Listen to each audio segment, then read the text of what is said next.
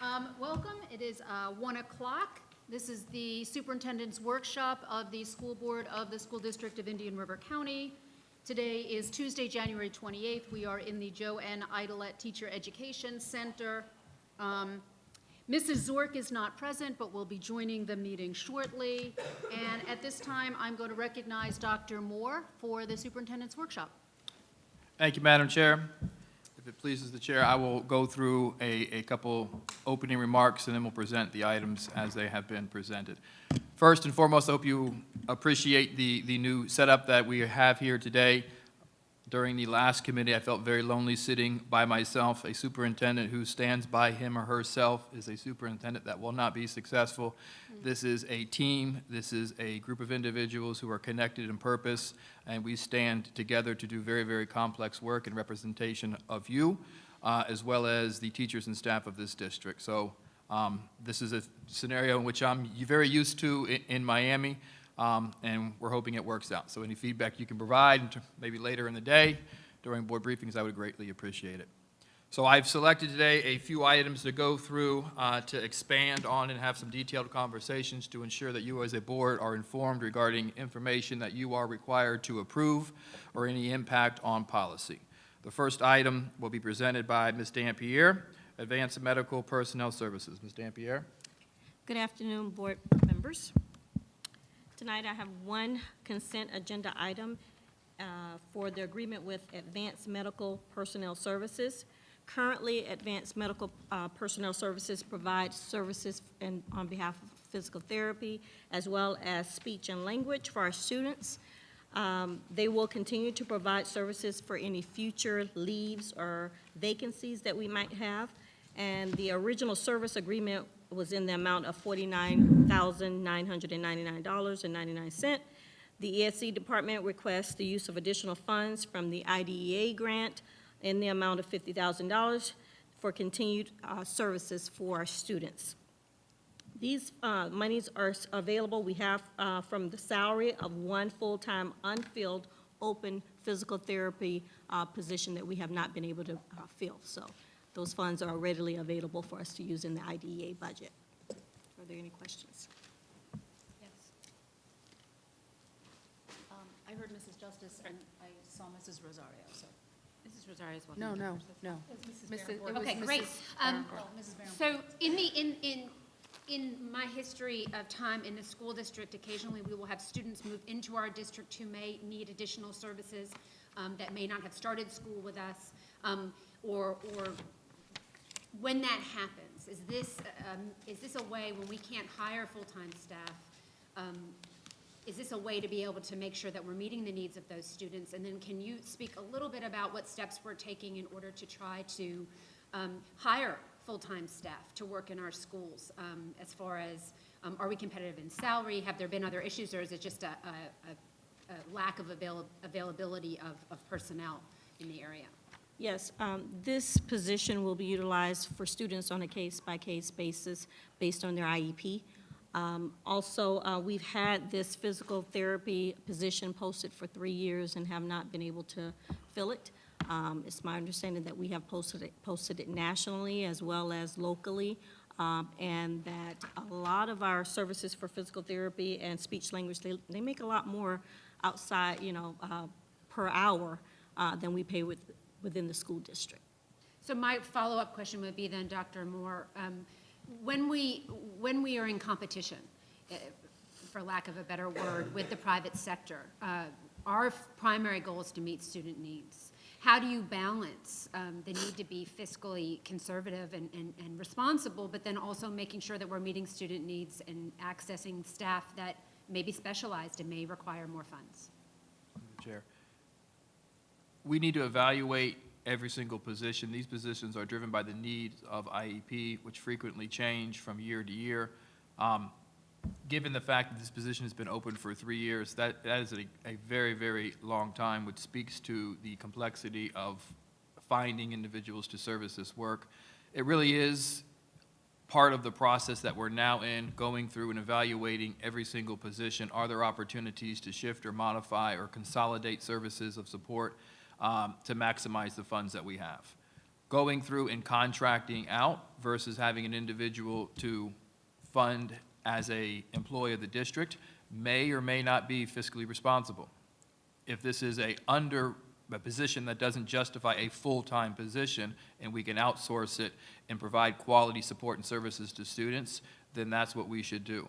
But when we're overspending, spending more than the allocation of that one particular position, then we really need to look at, are the services the appropriate services, and what can we do, even though we've been doing it for 3 years, to be creative, to maybe it's a MOU with the union to provide additional supplement. We need to look at each position, which we're in the process of doing, and ensuring that it is a current position that meets the needs of children. It is currently linked to services that need to be provided. So as we go through over the next 4 months and evaluate everything as an organization, I would anticipate there would be a number of changes regarding the structure to maximize the level of support that we provide to all students. May I respond to that, and I'll be done? Yeah, thank you. So anytime we're contracting services out, as a parent and as a school board member, I'm always going to be really aware of that. I recognize that the relationship that our staff and our adults in the building have with the students is so incredibly important. So there have been times when other services have been talked about contracting out, janitorial services or bus service or different things like that. Every person in our schools is a member of the school family. And the more that we can keep our relationships with the adults in the building strong, and those adults feel valued and part of our school family rather than contracting out, if it's a full-time position, I hope that that's what we do. Through the chair. I 100% agree. Outsourcing services, whether it be professional development and even services that we provide to students, the best way to do that is someone who is a member of our school family, as you said, a member of our community. Outsourcing services, the level of investment, this is me as a person, as an individual, 24 years in the business, the level of investment is not what it should be historically. It is more about providing the service versus maintaining a positive impact in terms of the life of a child. It is about providing a resource for professional development. I provided the resource for professional development, give me my money, but ultimately not there to grow the practice or the investment in the professional. So we will look as a district under my leadership and your guidance to outsource as least as possible, really to build sustainable practices within us as a district, to build and continue to sustain and grow as an organization. Thank you. Yes. I had a similar question. The only thing I wanted to get clarification on is you mentioned that we haven't been able to fill the PT position for 3 years. How about the speech-language pathologist position? We currently only have one position that's open, and that is the physical therapy. Okay, so we're also contracting for speech-language. It's a combination of part-time speech as well as physical therapy. So we don't have enough need then for speech-language to pick up a new position. Is that what you're saying? We're looking at our resources to see if that is something that we'll bring to the table. Okay, thank you. No, ma'am. Two quick things. You mentioned IDEA funds, which, can you just talk a little bit, those are restricted funds, right, which can go into this. You mentioned it, but can you just clarify that funding stream for me on this in relation to this? It is used, IDA is for our ESE students. We can utilize those funds for additional staff, for resources, dealing with our exceptional student education population. And sometimes we have, in the past, we've utilized that for positions, for ESE teaching positions, as well as teacher assistant positions, as well as services that we may need to support the IEP and to support the resources and the needs of those students.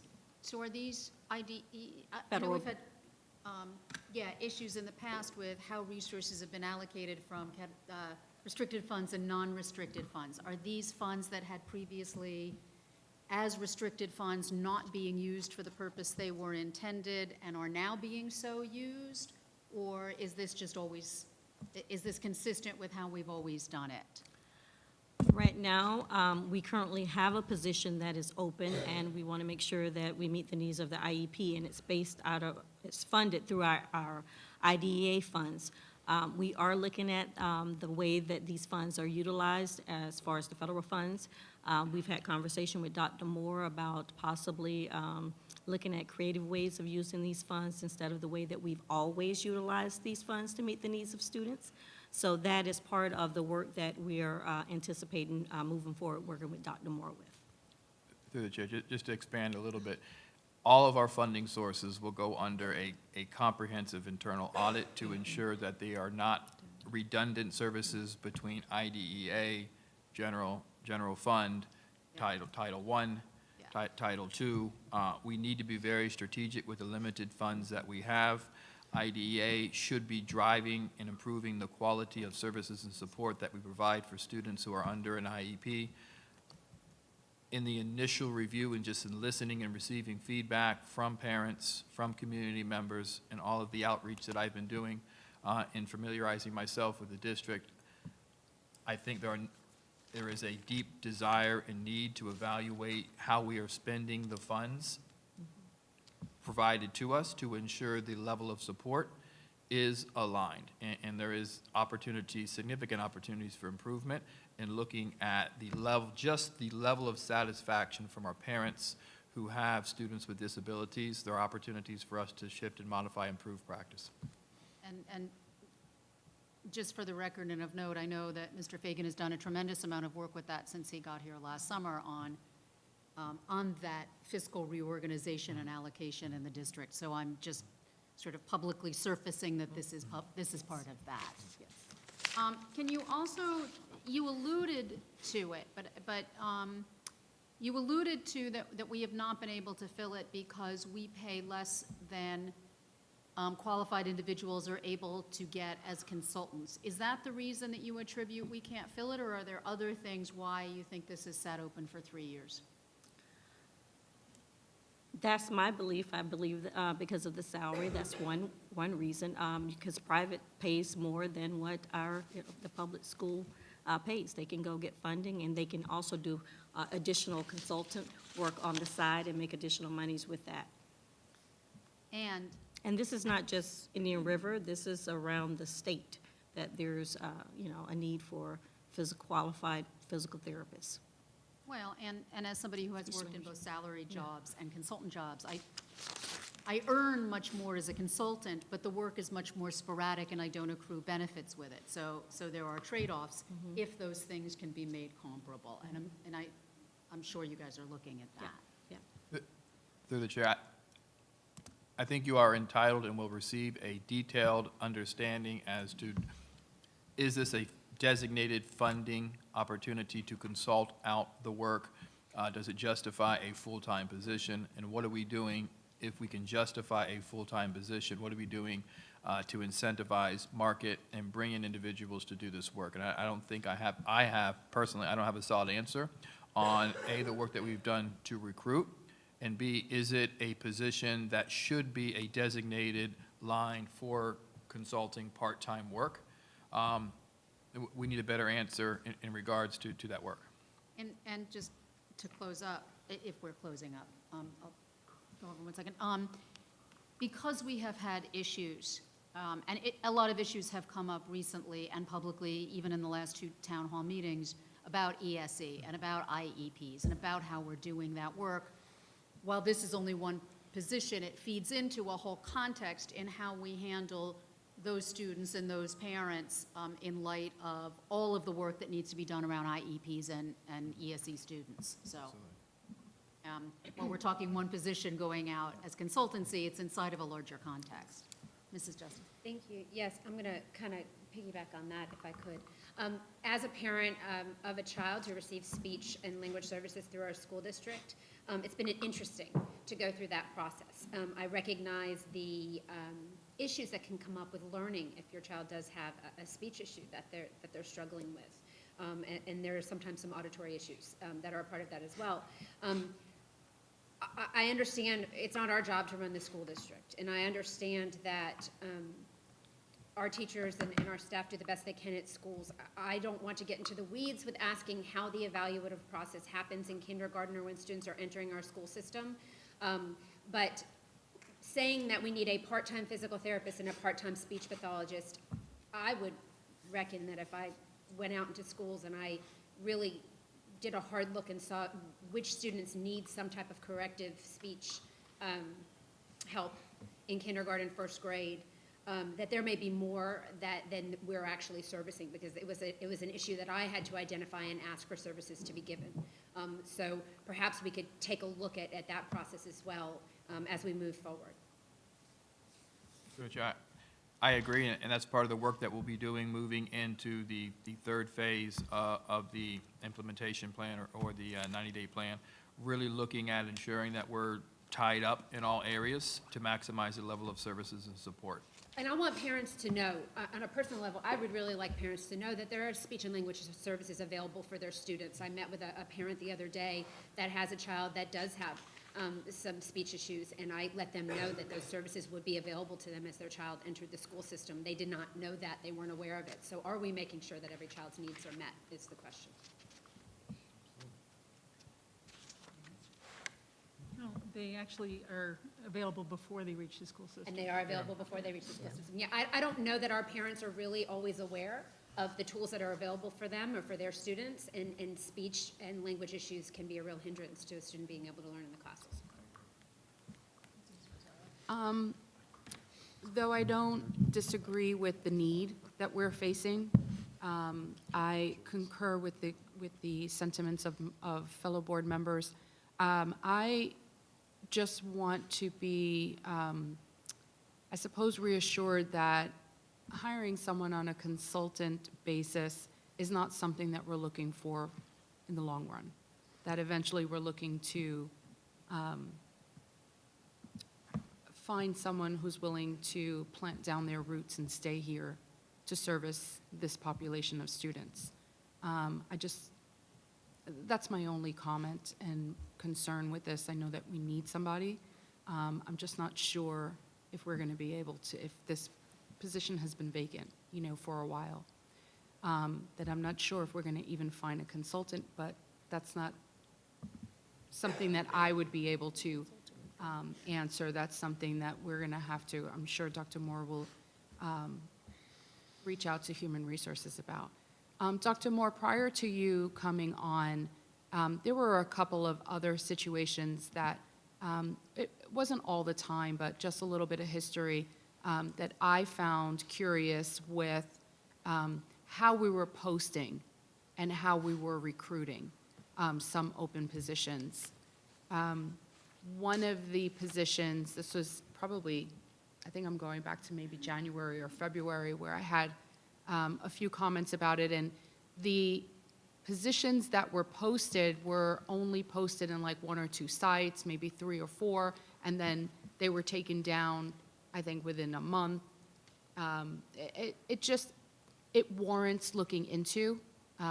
As you are the new superintendent, CEO of this school district, we need to really take a hard look at how we're trying to find the highest quality employees to join our staff here and join our family. So I just wanted to add that might not need a comment back. But it's just, as I'm listening to everyone, I feel that there's a need to have mentioned that. So, through the chair, the continuum of support is extremely important to me as a father. The continuous support, building on the conversation or the question that Ms. Justice asked, that should be our priority. As a new member of the community, there is so much to sell. There is such a spirit of love and respect and building trust for this work. I don't think, in someone who is new to the community, that we are doing everything that we should be doing to sell what being a member of the community in Indian River County is. And I can say that wholeheartedly. My wife can come in here and probably sell it 1,000 times better than I could. And those are opportunities for us as a community really to market and sell. You know, just the event last night, if you were to watch that event, that event sold opportunity and passion and love more than anything that I could possibly voice or say. And we need to be celebrating and acknowledging that kind of relationship, that kind of continuum of support that we provide to our kids. So there is work to do. We do need to look at teacher pay. That is a conversation that we need to really begin to have, and we will start to have as we begin to build the budget for next year and design a plan for multiple years regarding how do we incentivize our teachers to be the absolute highest paid in comparison to other counties for the work and the investment that they're making in the lives of the students in Indian River County. That is a deep conversation. It is a very strategic conversation, but it is a conversation that we need to have in order, if we're going to expect so much for our teachers, and we will, we need to respect that ask and ensure that they're being compensated for the work that they're going to be doing, and that we are designed in a way to fully support them and invest in them to produce the outcome that our children deserve. Thank you very much. And just for the public who don't know, last night, the event that Dr. Moore is mentioning now is the STARS night, in which we celebrated our teachers and employees of the year, the finalists, and it was wonderful. Thank you, Kristen. There's nothing else on this topic. You want to just keep going? Absolutely. So the next topic is the review of revised policy 5121. This is an item that I am excited to bring. I am bringing this item based on my first 13 days during December when I was visiting the attendant services right behind the taco dive. I had the opportunity to meet with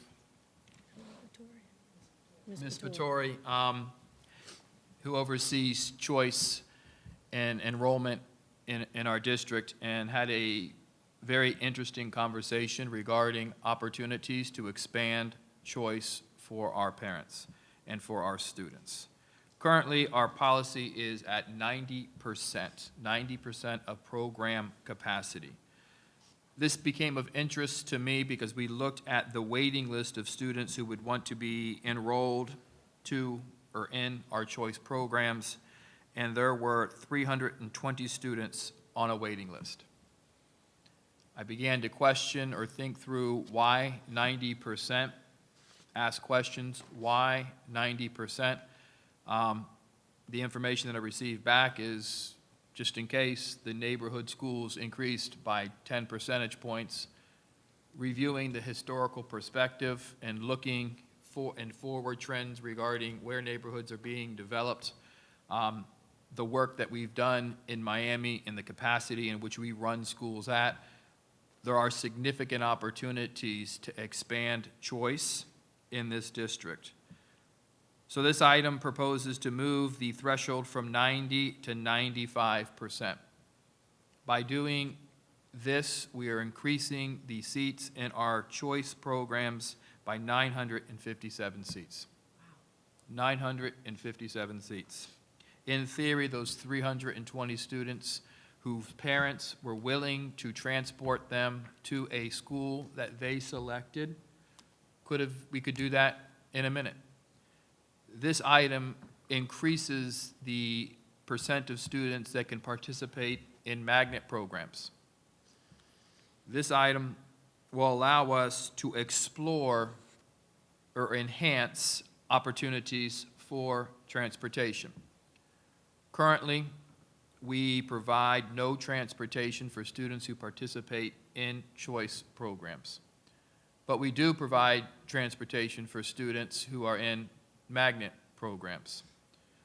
We are currently working with transportation, running models to determine what the financial impact would be in order to ensure that we are providing opportunities for students in choice programs to be provided transportation using the bus depot method. Currently, the depots that we currently are running, those buses are not full.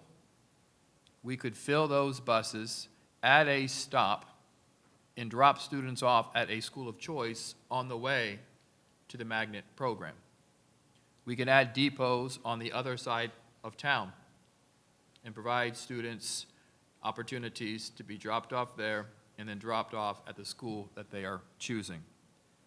In addition to extending the opportunity for transportation, in addition to extending the opportunity for an additional 957 families or students to have the opportunities to look at course offerings, we're also asking schools to go through a process.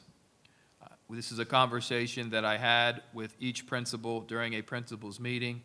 This is a conversation that I had at each of the school faculties that I visited. At the end of this week, I'll have, I believe, 4 campuses left to visit. In each of those visits, I have a conversation with them about being the author of the courses and the programmings that they are putting together to offer their students next year. I come from a district where 67% of the students participated in a choice program. My daughter participated in 2 different choice programs and reaped the benefits of those choice programs. As a school community or as a culture of the school, being a teacher and the son of a teacher, there is nothing more powerful than being the author and having influence on the themes or the content or the kinds of instructional environments you're going to provide your students.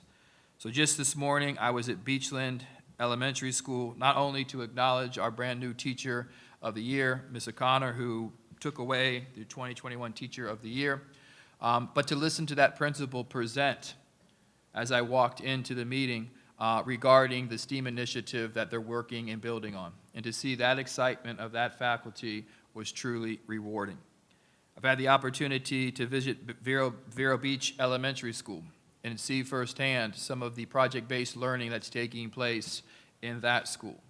Innovative, creative, 21st century learning where students are solving at a very, very young age complex problems. They are debating the discourse, they're arguing, but they're coming to solutions. And that is something that we need to build upon. Sebastian River Middle School is exploring the opportunity to build and expand upon an IB middle years program. So these are opportunities really to empower our school families to begin conversations around, hey, what makes us special?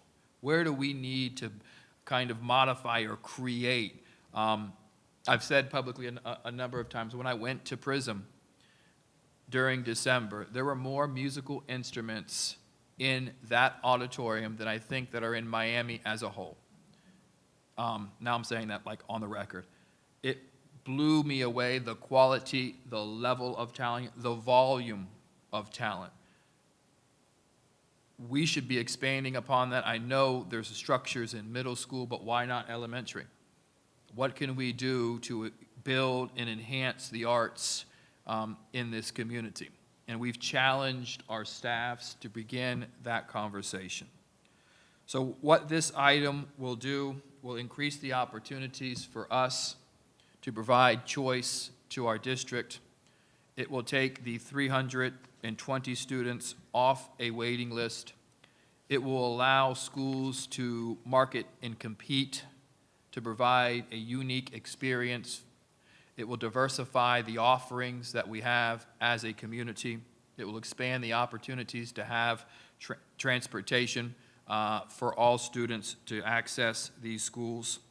One of the things in discussing the item was to align the opportunity for students for choice programs to compete with magnet programs. And this is a conversation I had with Board Member Rosario. Currently, the structure is magnet window opens 12/1 to 2/1 to February 1st. When that magnet window closes, we go through the process of the random selection, put students on the wait list, notify those who have been accepted.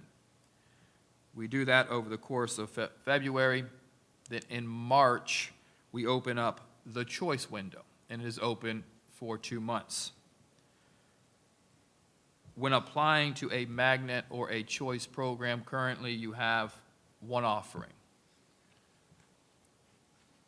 Currently, I'm not proposing to make a change to that practice right now because we are in the midst of that window. And I don't want to confuse or appear as if we're changing the rules in the middle of implementation. But I will be coming back and having conversations with each of you really to explore how we're offering choice in magnet, in thinking through the opportunity to allow us to open the windows or align the windows so choice has a fair chance to compete with magnet. It is unsettling to me that this current design says magnet is choice one. Maybe it's not choice one. Maybe there's other programs in other schools that are more fit for a child's interest. Our policy says magnet, choice one. If you don't get into magnet, then you can explore choice. Another thing that impacted the decision not to move on this now is that there are, it hurts me to say, but if you don't get into a magnet program now, you make the decision to go to a private school. And the way it is, based on my understanding, is that tuition or deposits are due within that window. So I don't want to disrupt that. Initially, the conversation was, which I thought was great thinking, was to extend the window and hold off on the magnet application.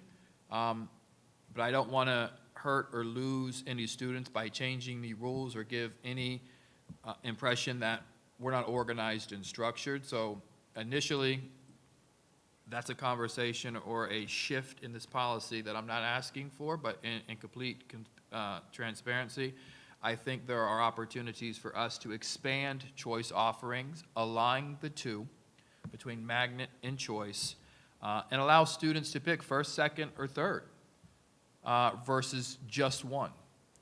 And I think if we set our principals free, we set our teachers free to be creative, we will begin to see a higher level of satisfaction, better relationships between staffs, more competitive and enriching instructional environments, and we'll begin to really move to a diversified district where we have offerings across this district. So that is the item as it's been presented, and I'll be happy to answer any questions you may have. It's Dr. Schiff. Can I go? All right, I have three things. First comment is hallelujah. I've been asking for choice, and I think 3 options is awesome as a start for next year for sure. I understand why you're not making the move right away, and kudos for making a decision that is sound and will lead us into the future, not just a snap decision right now that might cause chaos. So I appreciate that. Can you speak to the transportation issue? I know we've always talked about being a choice district, but you're only a choice if you can provide your own transportation. So can you talk a little bit about the depots that you're looking at? Absolutely. Through the chair. So we have currently looked at models based on students who are in choice programs to identify what the financial impact would be. So the information that I have now is that the buses that we're currently running from the Gifford area into other scenarios, they're not full. When a child is selected into a choice program or into a magnet program, transportation will reach out and make a determination regarding the depot that that child will be provided. So we may have to establish additional depot stops based on the need, which is exactly how this work should be done. In implementing the design, it is A, first, to fill up the buses. It is B, to establish routes that are currently existing.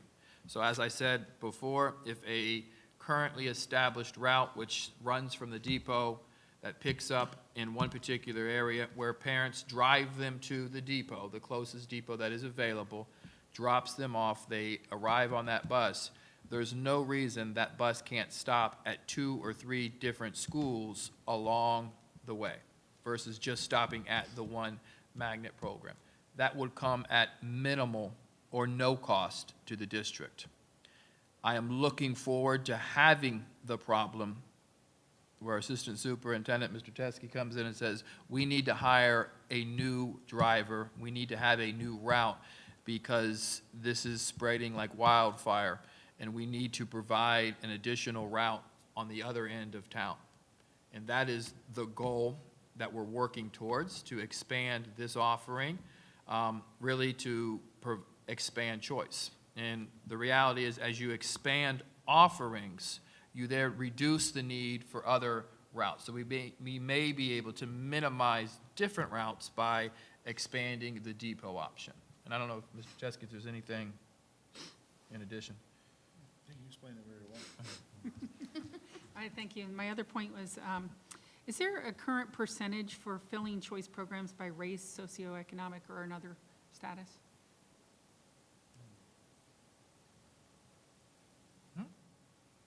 No.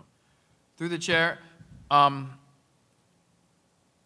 don't know that there's a actual requirement by looking at it by race, but we are implementing an African American Achievement Plan that I'll be bringing to the board next month. We are taking very, very aggressive steps to monitor where we are at in terms of current enrollment, and putting forth strategies ultimately to enhance enrollment at certain schools. As you know, within the African American Achievement Plan, I think there's a 9% variance in terms of and the district average of students up or below from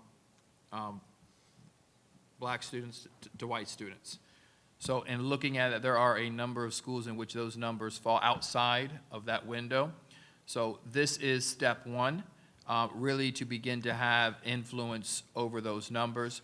Will it have a significant impact this year? We will have to evaluate and see, is it actually moving the needle? I think it will have a small impact in terms of improving our ratios at certain schools. And then from there, we'll have to step back, evaluate, and maybe be even more aggressive in order to ensure that we're fully providing access to all students. Okay, so at the moment, then, we don't have a certain percentage of how many students get into a magnet program by anything other than they applied and their number was first or second. It's a lottery. So through the chair, placed 19% African American students. Is that correct? 18 to 19. So if we're below that number, then an African-American student applies, would they get preference? That's my question. Okay.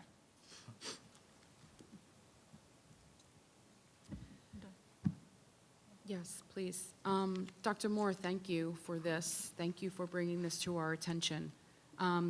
Yes, Dr. Moore, board members, Dr. Moore and I talked about this window of opportunity, and it makes sense not to change things up completely at this point to avoid confusion. But I would like, Dr. Moore, if you can bring this back to us at a later date, with time for us to be able to plan for the upcoming year 2021, so that we can align all of these windows appropriately.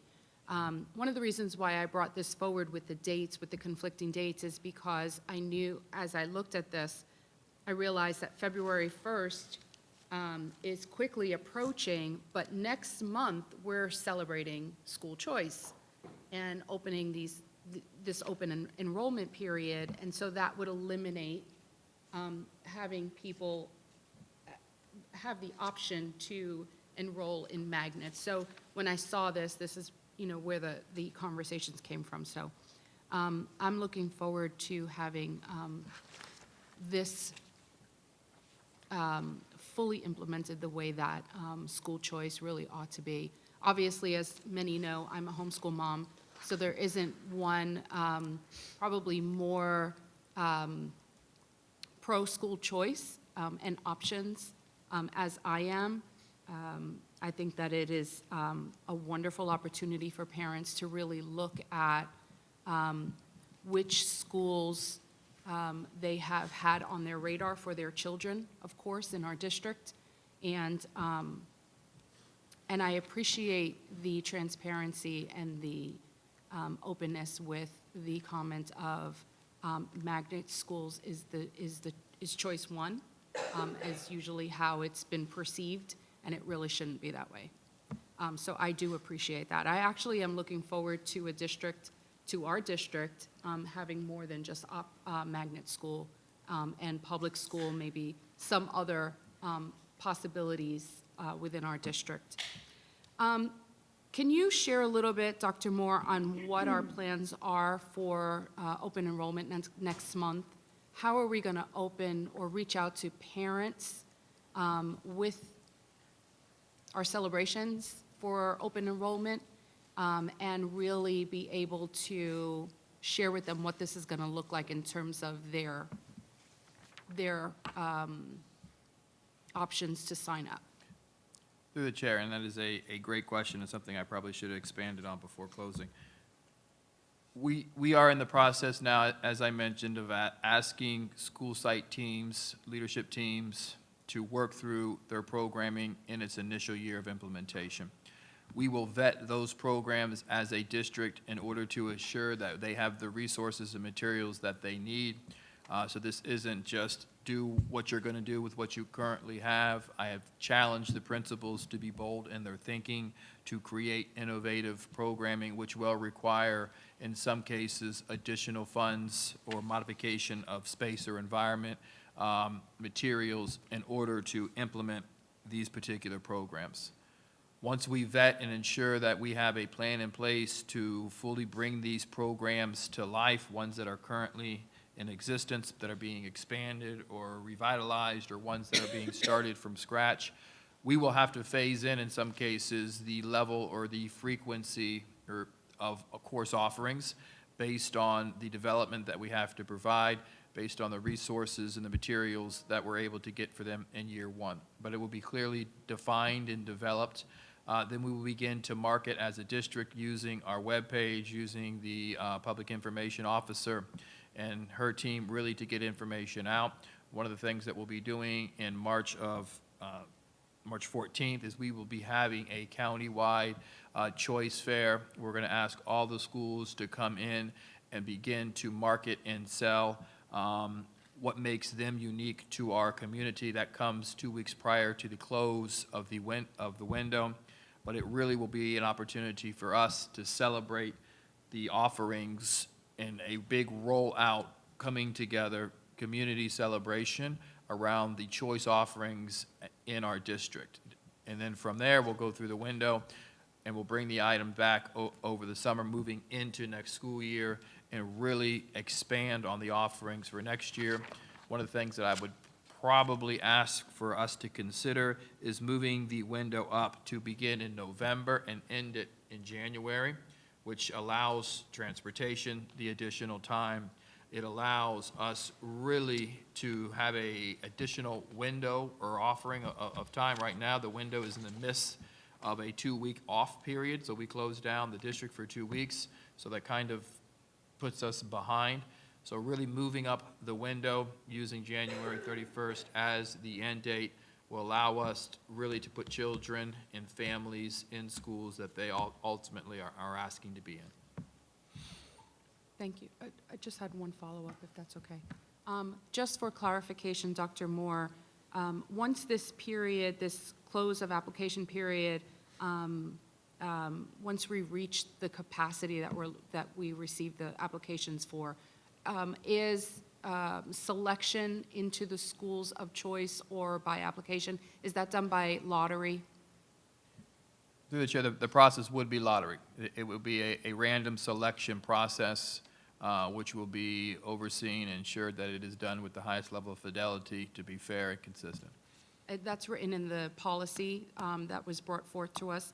I just wanted to make that public for any parents that might be listening. Mrs. Justice. Thank you very much. 957 student stations, is that correct? 957, the 5%. Through the chair, yes. Thank you. So we have how many students on waiting list right now? 362?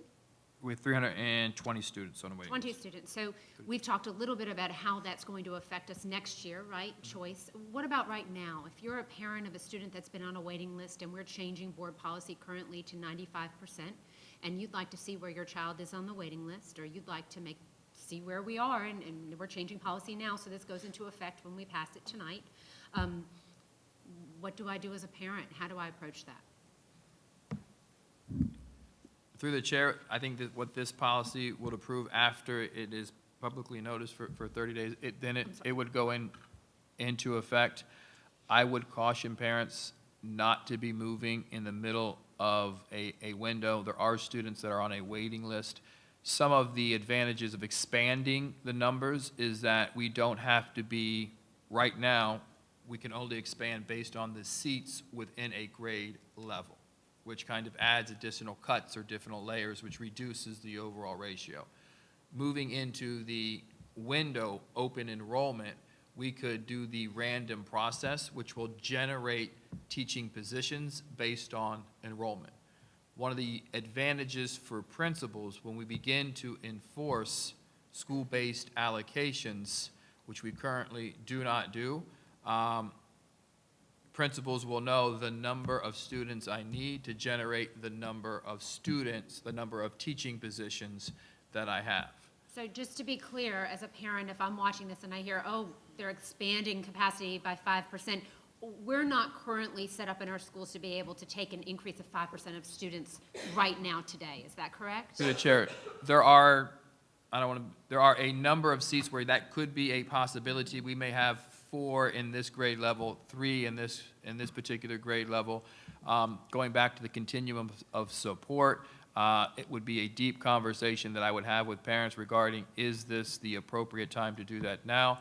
My intent is to have minimal to no movement now, and really open it up to support principals in marketing and recruiting students, and expanding overall, giving a high level of freedom to get the number of students who really want to be in that particular school. And then we'll establish and develop staffing based on the need. Okay. We should not, which is the current practice, define the need based on the current number of teachers that we have. We have 3 third grade teachers, so that's, times 18 or 20, or 22, right? Well, it's by the average, but by that number of students, we really need to open it up at the end of every year. These are the students, and now let's go and find the staff to meet the needs of these particular students. These students are coming here based on the interest or need of that particular school.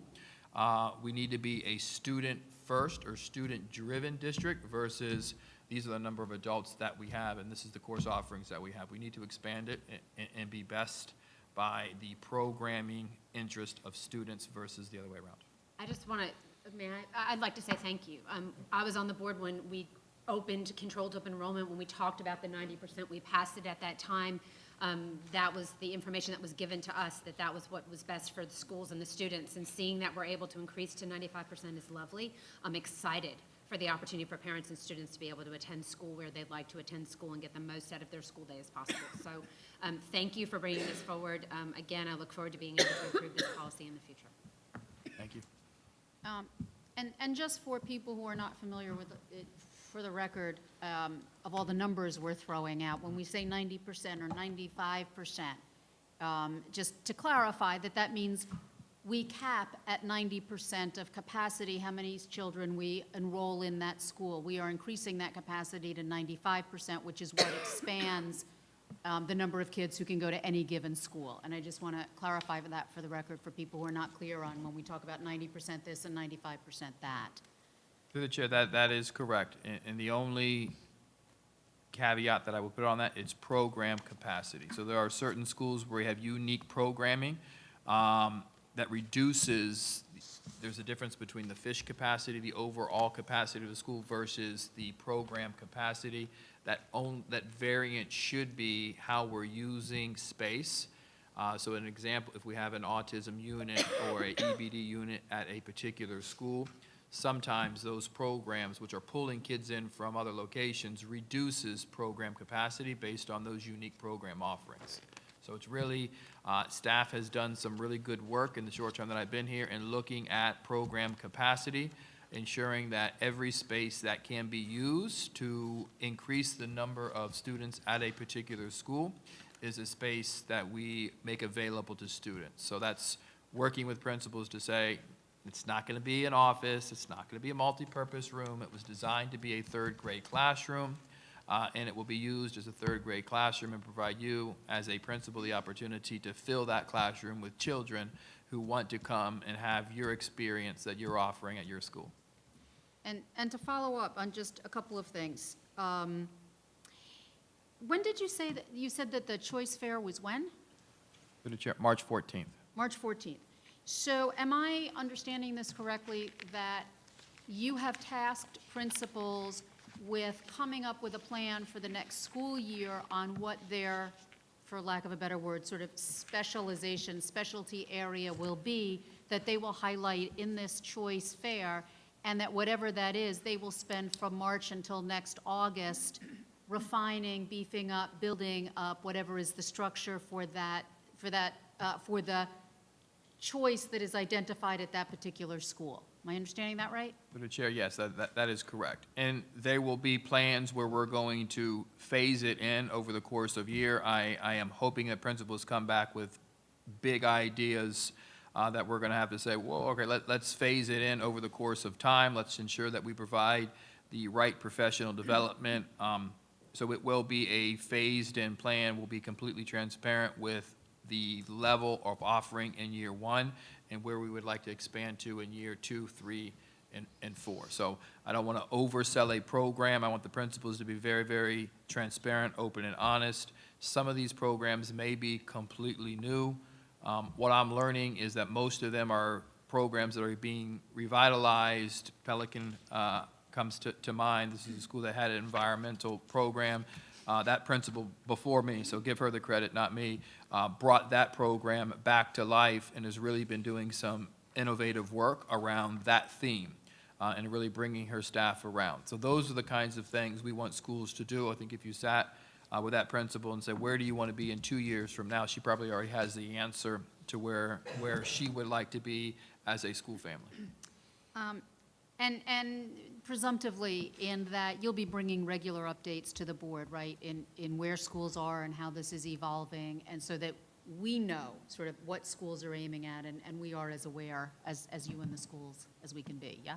Through the chair, in multiple formats. Yeah. So as a part of the equity work that we're doing, you'll receive a monthly update. This strategy is part of the African American Achievement Plan to begin to move those numbers as discussed, as well as the continuous update. So as we conclude this window, we need to evaluate impact. And one of the things you'll constantly hear me talking about is impact reviews. And as we put a new initiative into place, it is my responsibility to evaluate the impact, not at the end of the year, but as that window closes. So I'll be able to come back to you. It will be a standing item as I begin to implement new initiatives where I'm reporting back, whether it be good or whether it be bad. We shifted this policy. As a result of this policy, we are able to fill 125 of the 900 seats. Whatever the case may be, these particular schools, in terms of our students that are African American, increased or decreased at these particular schools. So we will live and die by the impact of the initiatives and programs that we have in place. We will be successful because we will constantly evaluate our impact and shift or modify practice in order to ensure a successful outcome. And to follow up, just with two more quick things. One, as we embark on strategic planning for the next year, that this will be integrally tied with how our strategic plan evolves as we redesign and revise and look at that, correct? Through the chair, I'll be providing an update tonight. We're doing some very, very good work around the collection of information. As an example, one of the things you'll hear me share regarding our equity report, as we designed the African American Achievement Plan, we've identified an area within each focus area or each step to ensure that is linked to our district strategic plan. So as we're in the process of developing a new strategic plan, I'll be able to give each of you as board members a high level of confidence that as we are designing a different plan, we're not losing the focus. That is a focus and a priority for this board, is the implementation around the African American Achievement Plan, our equity plan. So there'll be a tight correlation between the different plans in order to ensure that we are aligned and we're not missing anything by working in silos. Then my last is, you talked about changes in staffing allocations as a result of changes in how we do choice. Before you came, we had conversations about going from class size average to school average. And I'm thinking that having moved to school average, that supports shifting to choice because of, specifically even the example you used, if we have X number of third grade classrooms and students, that how we average in going from classroom to school average will help support the development of choice plans. Is that a fair assumption? Through the chair, it is, and I may even suggest a board workshop on moving to school-based allocations. It is going to be a heavy lift that will be done over the course of a number of years to ensure that we're not impacting those who are in our classrooms teaching our children now. So it needs to be a very thoughtful conversation. We do need to get to a place where we are providing teaching allocations based on the enrollment at particular schools, resource support services, other additional support services at school sites, also directly connected to student enrollment. Funds are too tight and spread too thin not to drive programming based on enrollment. And it is a conversation that I know Dr. Moxley began this work. It is some very, very, very good work. Give her credit for starting it, and I'll take some credit for, well, it'll be her. She did this work. I'm continuing to expand on this work and what she saw as a true need, as did Mr. Fagan. We will continue to have those conversations to ensure that we're being fiscally responsible and maximizing every dollar that we have to be best by kids. I'm going to recognize Madam Chair has arrived. And anything you want to add? Yes, I want to say thank you. This is something as a parent that I've seen and I've heard just through being involved with, on the county council with PTA, knowing that parents want a wider variety of choice. And I know just through my experience that the traditional school setting has been lagging in catching up with what the demand is, and I think you're getting us there. So I just want to say thank you for that. My question is, and I was listening to the meeting on my way in, are we going to do any type of parent surveys on what type of choices the parents would like to have? Because not only are we looking at inside our school district of Indian River County, we need to also reach the private school parents, the charter school parents, and see what are they looking for versus just taking from what the principals are saying that, they've researched. Through the chair, that is an absolutely outstanding suggestion. One of the things that we're doing through the re-envisioning process is we have a survey that will continue to update and modify as we move through. The initial survey has only been up for about a week and a half. We've already had 217 responses. We will be working to update those surveys to different focus groups. That is also information that we can collect as we hold our focus groups and really build that into need. Asking schools really to explore what kind of unique programs do they need to offer, and are we in fact offering programs where there is a need? So working at workforce development data in our secondary schools, you want to offer this particular academy. Is that academy, A, going to lead to certification, and is it going to lead to employment for those students who participate in the program? Ensuring that everything that we're offering is in response to the interest of parents and children at the elementary level and at the secondary level, ensuring that it is meaningful, enriching programming that leads to college credit, that leads to certain industry certification, and in some cases leads to employment. Just one more question.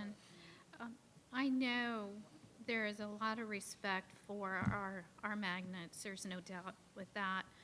We know that those programs are working within those schools.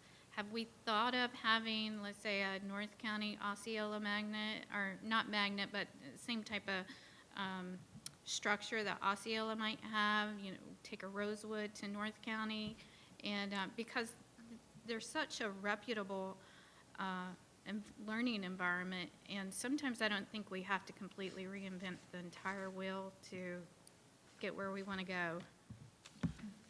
Through the chair, those are conversations I want to have with principals and staff.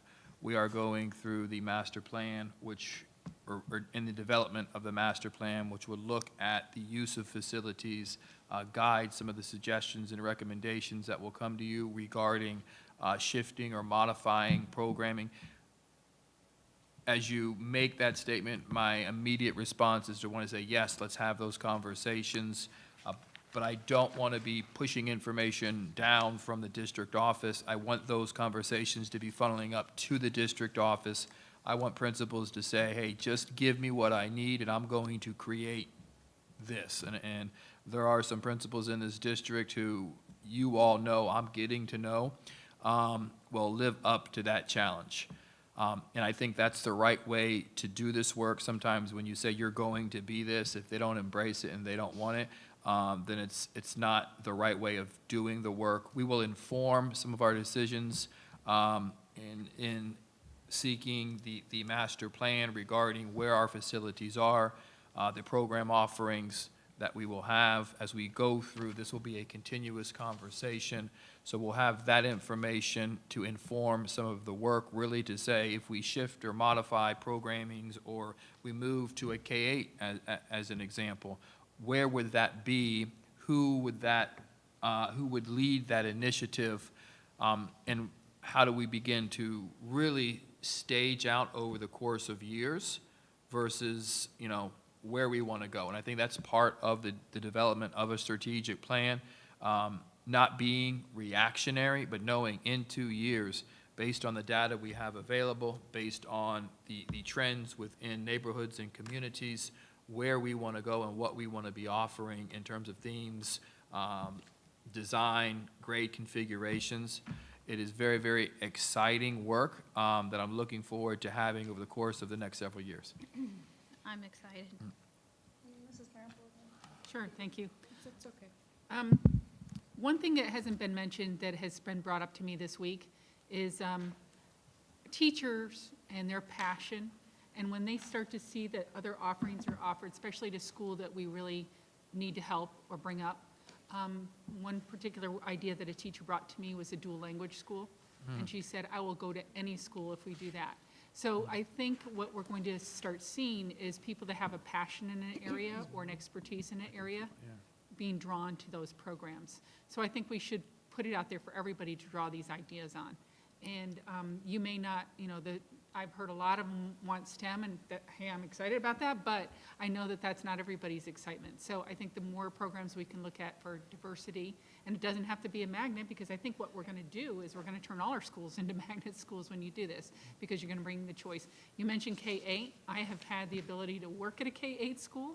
It has a lot of positives. It has some negatives, but I think it's an idea worth exploring, especially when you have a school population that is dwindling in a school, and you notice that parents, the advantage is when I have my child in kindergarten, they don't have to change schools until they're an 8th grader. And there's a lot of positive for that, especially if the school has got a unique program that I think would be an offering for parents. So just the fact that you're going to get teachers that are wanting to become experts or excited about a certain program, I think we need to think about how we're going to allow teachers to switch from school to school, because we do have some rules about that, and that might be something to think about when you're doing this as well. Through the chair, 2 comments. Some of the most innovative and creative and high-demand theme schools or choice schools in Miami started because of just one teacher. I think of biotech. This is a school that was created because of one science teacher. And now it is a whole school. And all he really did is get behind someone who was creative, innovative, had a passion, and now it is a whole school that is nationally recognized for the work that's doing, and it really started in one classroom with one teacher. And I think if you want to establish a community that respects and trusts the craft of teaching, set them free. Set them free. And we'll see some great things happening. So I am looking forward to teachers and principals coming back and saying, we're going to do this. I'm looking forward to principals seeing, okay, well, we were able to recruit X number of students. We can do better than this. I'm looking forward to walking in classrooms and seeing something very similar to what I saw at Vero Beach, where it's just the classroom is alive around a very, very interesting theme, bringing teaching and learning to life. It doesn't happen overnight, but this is the first of several steps to get us to where we need to be. I am so excited. I really am. One of the things that we don't talk a lot about are virtual program offerings. And I look forward to more conversations about what we offer virtually, you know, what virtual school looks like. Hoping that this is also going to be provided at the school fair for parents, at the choice fair next month for parents to inquire about. But what's interesting about the language, the dual language school or program, yesterday when we went, this week, for those who don't know, is the celebration of Literacy Week. And we had a kickoff at Oslo Middle School yesterday. And it was wonderful, of course, you know. But in the media center, there was a sign language interpreter for a small population of deaf students, deaf and hard of hearing students. And it attracts me so much, and I love it so much because that's what I did my first master's in. It's in deaf education with a concentration, special education with a concentration in deaf education. And I learned sign language because prior to that I was doing English as a second language. And what I wanted to do, little side note, was teach deaf immigrants English as a second language through sign language. Anyway, that was my big goal. I didn't wind up doing that, but when every time I see a sign language interpreter for children in public schools, it ignites a fire in me that I just love. And I think that piggybacks off of allowing teachers to be able to transfer to choice programs that they're interested in, because if you are not passionate about what you are teaching, then there's no need to teach. If you do not love what you are doing in the classroom, your children are not going to learn. They're not going to be fired up about that subject that you are teaching. I tell my son all the time, you know, if you, this is a joke, please don't take it seriously and don't let it be on the front page of the newspaper. There's a reporter in the audience checking. But I tell my son always, you know, if you're going to be a clown, right, in the circus, I will support you as long as you are passionate about what you are doing. And There would be nothing worse than a clown that wasn't passionate, like literally. But I say that, you know, partly in jest, but really the point is, you know, I will support you in anything that you desire to do for the rest of your life so long as you love doing it. And I think that when we embrace a culture that we are going to allow teachers to teach the subject or in the school program that they love, not only are they going to live out the vision and the mission of that school and that program, but the children are as well, right? So virtual school, so ASL yesterday, when we saw the American Sign Language interpreters, one of the conversations that came up, and this isn't the first time, and it's just so interesting that we're talking about this, is why are we not as a district teaching American Sign Language as a foreign language, as an alternative to getting foreign language credits? So many students, I think for the most part, we offer Spanish and French in our district, but we don't offer ASL.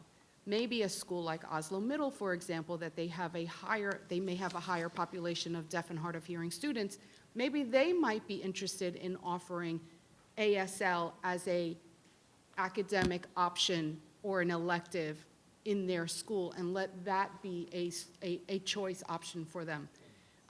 But some of these are definitely conversations I'm so excited to hear that I could probably talk about this all day long. So my last question, Dr. Moore, is, can you just clarify the difference between principals creating, for the purpose of open enrollment and school choice, principals creating themed schools versus program-specific academic offerings, right? So their theme school is, let's say, you mentioned Pelican Island environmental studies, right, or environmental science. That might be the theme of the school, but are they offering anything academically by program, right, to sell the school? Is there a difference, or, because if I were interested in that theme for my son, for example, do I sign my son up because the school theme is XYZ, or the program that is offered is a STEAM program? What is the difference, if there is one, if you can clarify that? Through the chair, a theme would be school-wide. So environmental science will be embedded throughout the entire school. So we're looking and embedding that theme within the literacy, within math, science, social studies, incorporating activities, integrating curriculum, connecting those integrated curriculums through the actual theme. Where other programming may be program-specific, you would see that more in a secondary environment where an academy of A, B, C, or D, where students have multiple themes to select from, in which they're going through a program of study versus a theme. So typically in elementary, you would see themes. Typically in secondary schools, you would see the academy of, where there would be a multiple offerings for students to choose based on interest. So I think the confusion probably is in the elementary level, where you would have more themes, and that may be more instructionally based. So we are a school of project-based learning. That is a theory of action, instructional activities, where students are grouped together to solve problems based on multiple content areas surrounding a particular problem, where they would take the standards. The activity leads them through the mastery of standards and requires them to access those standards and master those standards as they work through the problem that they're attempting to solve. Thank you very much. Thank you. I want to thank you for bringing this forward, and I want to thank you for, in the context of re-envisioning and reinvigorating the district, the leadership, not just in this particular issue, but acknowledged in that leadership doesn't always flow from the top down, but allows to bubble up and emerge from the bottom up. So thank you for that and acknowledging that. Because we have two more things. Is there anything else on this issue that anyone I'm has, good. or can we move on? Do you guys need a break, or can we keep going? Do you want to take a break to prepare for the next session, or are you good? Work for the pleasure of the board, so whatever. I generally like to take a break every 2 hours. I feel like that's appropriate. We can continue. I'm fine to continue on now if we'd like. Okay, we're good. Thank you. Thank you. Through the chair, the next item is internal accounting audit report. Our Chief Financial Officer, Mr. Fagan, will present this item. Thanks, Superintendent. To the board, good afternoon. The item you have before you is an item that we have to bring to you annually, to be in compliant with Florida statute and board policy. This is an internal audit of all the school accounts, so don't get this confused with our financials versus the school financials. So this is a review that we hire an outside attorney firm to come in, go in and review all the school's accounts, compare it to the rules and regulations to see how they come up as far as being in compliant. Overall, it is a clean audit. The auditor gave us a non-modified opinion, which means the figures are true and accurate. As with every audit, an auditor will always find some suggestions that they will ask you to do in order to improve the audit. This audit was prepared and finished in November of 2019. The prior audit was finished for 18-19, was finished in March of 2019. So by the time we got that audit, reviewed it, you didn't have much time till you were almost through the prior year to implement any changes. What we've done with this year's audit is we've had 2 meetings so far in June and August with the bookkeepers. We had one in November as well, and we have 2 more scheduled in February, April, and June to go over the findings, go over any improvements we need to make, any changes we need to make, and also assist them in any training they need in order to comply, whether it be something on their side of the house or maybe it's just the time management. Whatever it is, we want to have as much as a clean audit as next year and eliminate any potential findings. None of the findings were what you would call substantial. They were more housekeeping and in-house items. I just like to make a comment. The one we looked at before, there was a lot of repetition about things that, principals were allowing, and really, I think that's been cleaned up. I looked at that. There are a few, but we want to dive in deep, and that's part of the training as to why, what's causing it. Maybe it's a procedural problem. We're asking you something that maybe you really can't get that easy in focus, but before you could get it in terms. Maybe it's a procedural issue. Or is it just a training issue?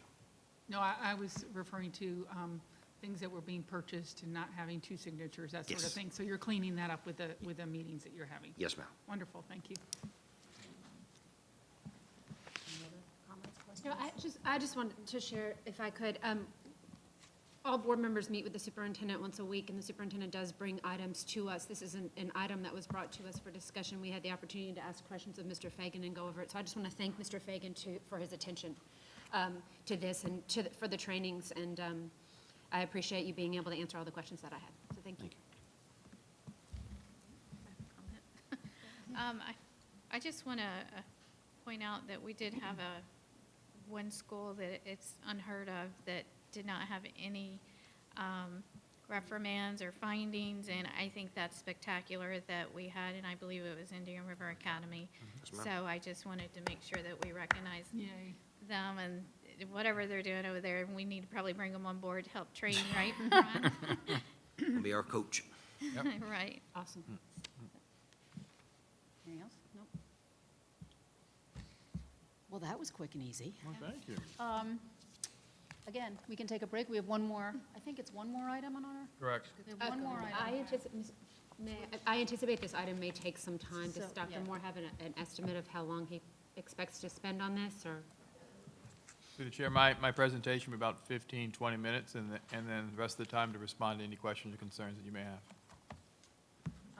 I suspect this item might take a while, so if we want to take a break, now's probably a good time to have it.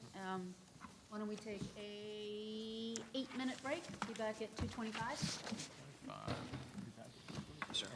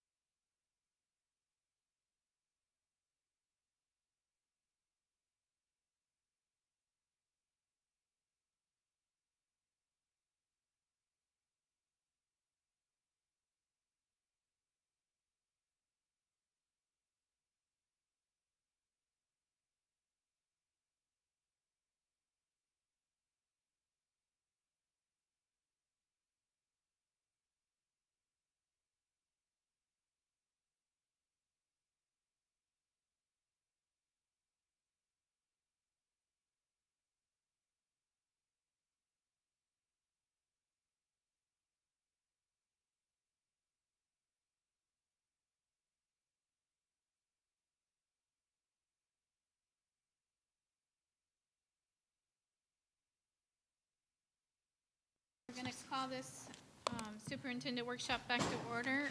And at this time, we are on to district realignment. And Dr. Moore. Thank you, Madam Chair. The final item to present today is under the title of District Realignment. This is an opportunity for me to present an item that brings a cost savings to the district, while at the same time allows us to begin what I would consider an initial realignment of the district in order to ensure that we can meet the needs of all children and meet the needs of our faculty, our staff, and our employees. To be completely transparent, this is a move that I have accelerated based on the information and input that I have received throughout the last month and a half. In good conscience, as I listen to individuals, whether it be in the grocery store, whether it be at a restaurant, whether it be at a stoplight, in providing me feedback regarding the services that the district provides. The district provides. There is a level of unhappiness, a level of trust that needs to be reestablished. Employees in this district should be able to call the district office and receive a response to a question. They should be able to be provided with meaningful professional development to support them at the craft of teaching. They should be able to receive support in development from a standpoint of human resources. They should be able to, as a parent, be able to receive quality instructional programming for all children, regardless of the color of their skin, or regardless of the disability or exceptionality in which they may experience. So in looking at the current reality and fulfilling the expectation that I described moving through the interview process, and I continue to describe through the town hall meetings and my partnerships or connections in the community, there is an opportunity really to accelerate and advance this work. So the item before you presents a cost savings of $76,450. The item eliminates 5 positions for the remainder of the school year. Those positions are an administrative assistant that was already identified as a sunsetted position. It just became open. We will now not fill that position. There is a buyer position that we will close for the remainder of the year, an AC mechanic, general maintenance worker, and a groundskeeper. Some of those positions that I listed have been open for a very, very long time, some for a number of months. When you look at the salary available within those positions that are remaining versus the salary that we would pay out with the new positions, it comes at a cost savings of $76,450 for this particular year. In looking at freezing and holding on fulfilling these positions, the maintenance workers, conversation with union leadership, transparent, open, and honest upfront, that these are opportunities to hold and freeze these positions for the remainder of the year as we begin to problem solve and shift and reallocate assignments and responsibilities moving into the summer and moving into the new fiscal year.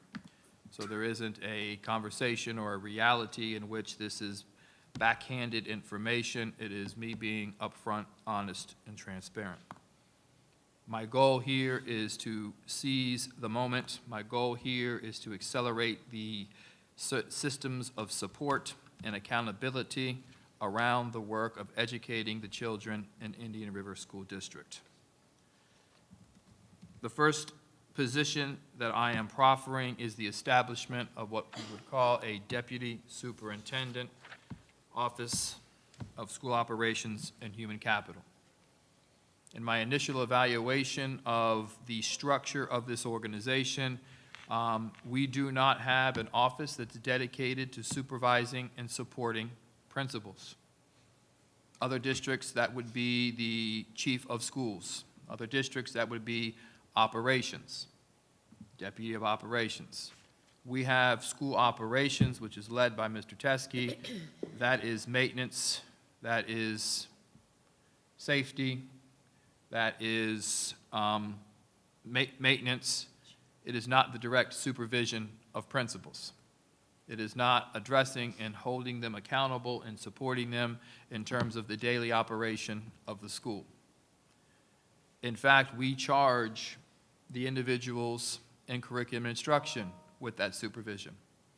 The assistant superintendent of curriculum instruction, the executive directors are charged with supervising principals. Principals need support. Principals need support. And a lot of times when they need support, speaking from an individual who is a principal of 3 different schools over the course of 7 years, the support they're going to need is immediate. It's responding to a need that is pressing. In the short time that I've been here, curriculum support executive directors, the assistant superintendent of curriculum instruction had to step out of instructional rounds, walking through and seeing teaching and learning and discussing it, stepping out of meetings in which we're talking about content and curriculum and levels of support in order to address that pressing need. The heartbeat of any district should be curriculum and instruction. And we're pulling these individuals away because they're not dedicated to curriculum instruction? Absolutely not. Not the case at all. But because they have to support the principles in which they're charged to lead. There is inconsistency in the practice. There is no structure regarding the systems of supporting and developing those principles. So what was being done by one leader something different was being done by another. We need to be structured and organized in a way where we can provide the highest level of accountability regarding the supervision and implementation of what's taking place at our schools on a daily basis, while at the same time protecting those who write, establish, and develop curriculum, as well as support teachers and support principals in the implementation of that instruction. The creation of this position removes the responsibility of our curriculum team from supervising principals, and it assigns it to the deputy superintendent. This allows one streamlined approach through my office to the deputy superintendent, to principals, consistency in practice to ensure that we're effectively evaluating, supporting, and monitoring the daily operations of schools, while at the same time increasing the amount of time that the heartbeat of the district can work through teaching and learning. There is a high level of frustration regarding HR and human capital in this district. I've heard it consistently that we need to look at how that office operates and functions. In my initial evaluation, there are some concerns that I have. As a principal, you need to be the authority in your particular school. You need to be supported by the district. There are a number of opportunities to align supervision and investing in human capital. Research is very, very clear that those two need to be connected. We need to overhaul, recreate, and establish structures and systems within human resources, which is work that needs to be done over the next several months. So we can look at every single employee in this district and say, it is fair, it is equitable, it is in the best interest of you as an employee. We need to ensure there is consistency between supervision and human resources and development, consequences for behavior that isn't appropriate, systems of support that need to be provided to our teams, to our teachers, to our faculty. Aligning those two offices will allow us to achieve that work. Increasing the amount of time curriculum instruction has, aligning supervision and support and accountability under one office will assure that we're able to do that work. Also, operations, which comes in terms of facilities and maintenance, aligning those resources in one office under the leadership of one person.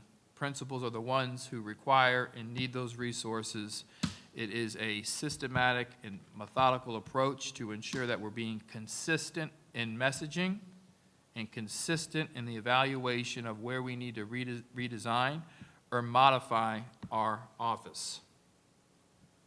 The next position that we are creating is the Office of Curriculum and Instruction.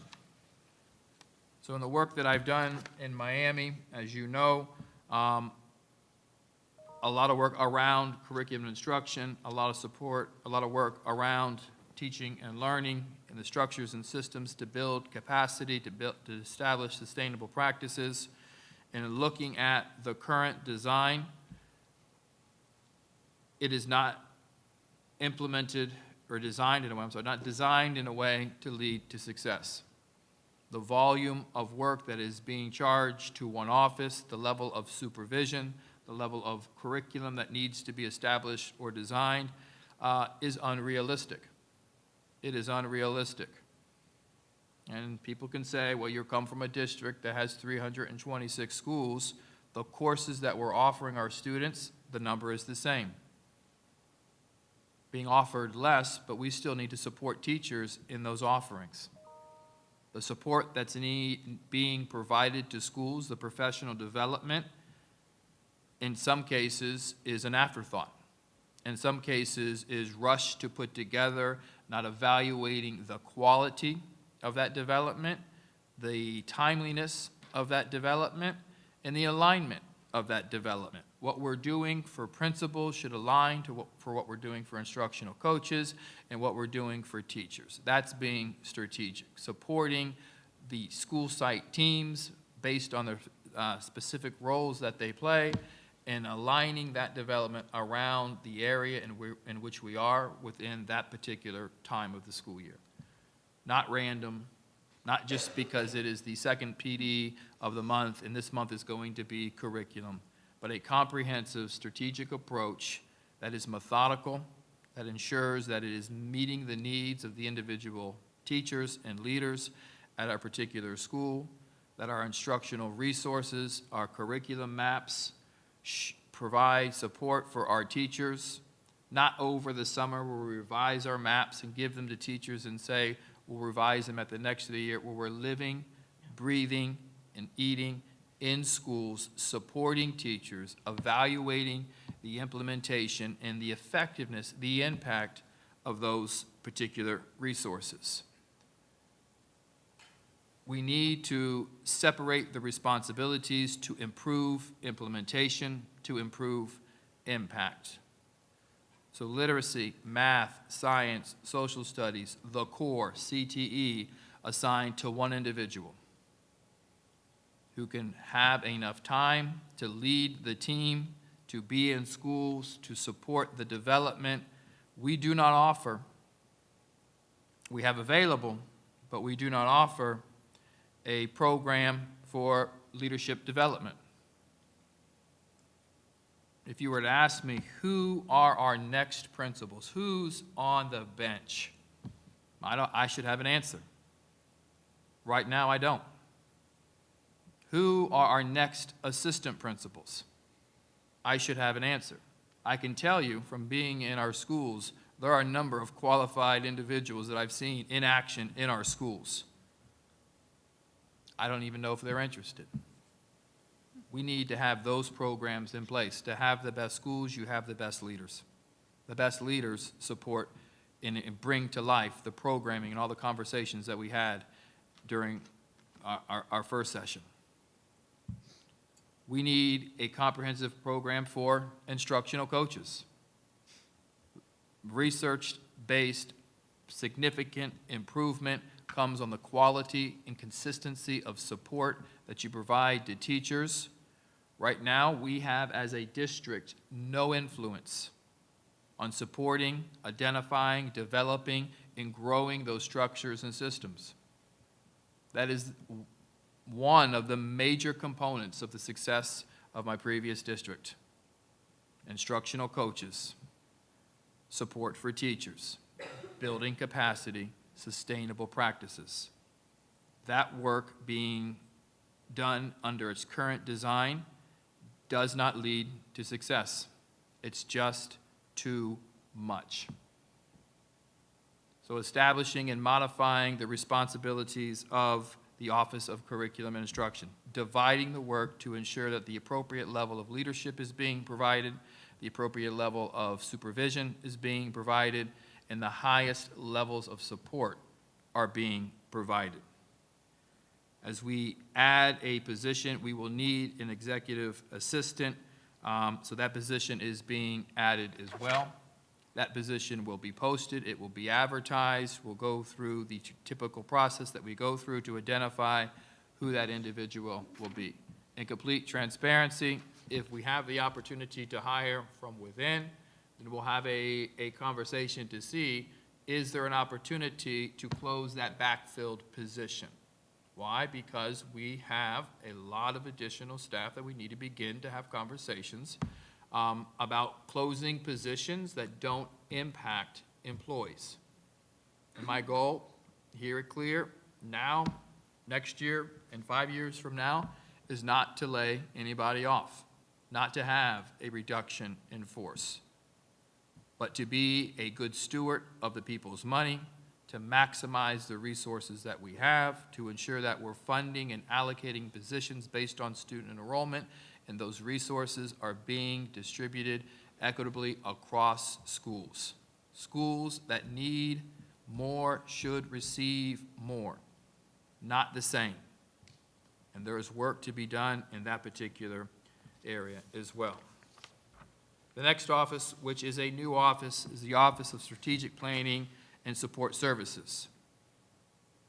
I cannot listen to parents who have students under our exceptional education program and wait till May or June to provide a comprehensive way of supporting or enhancing the quality of support for those students.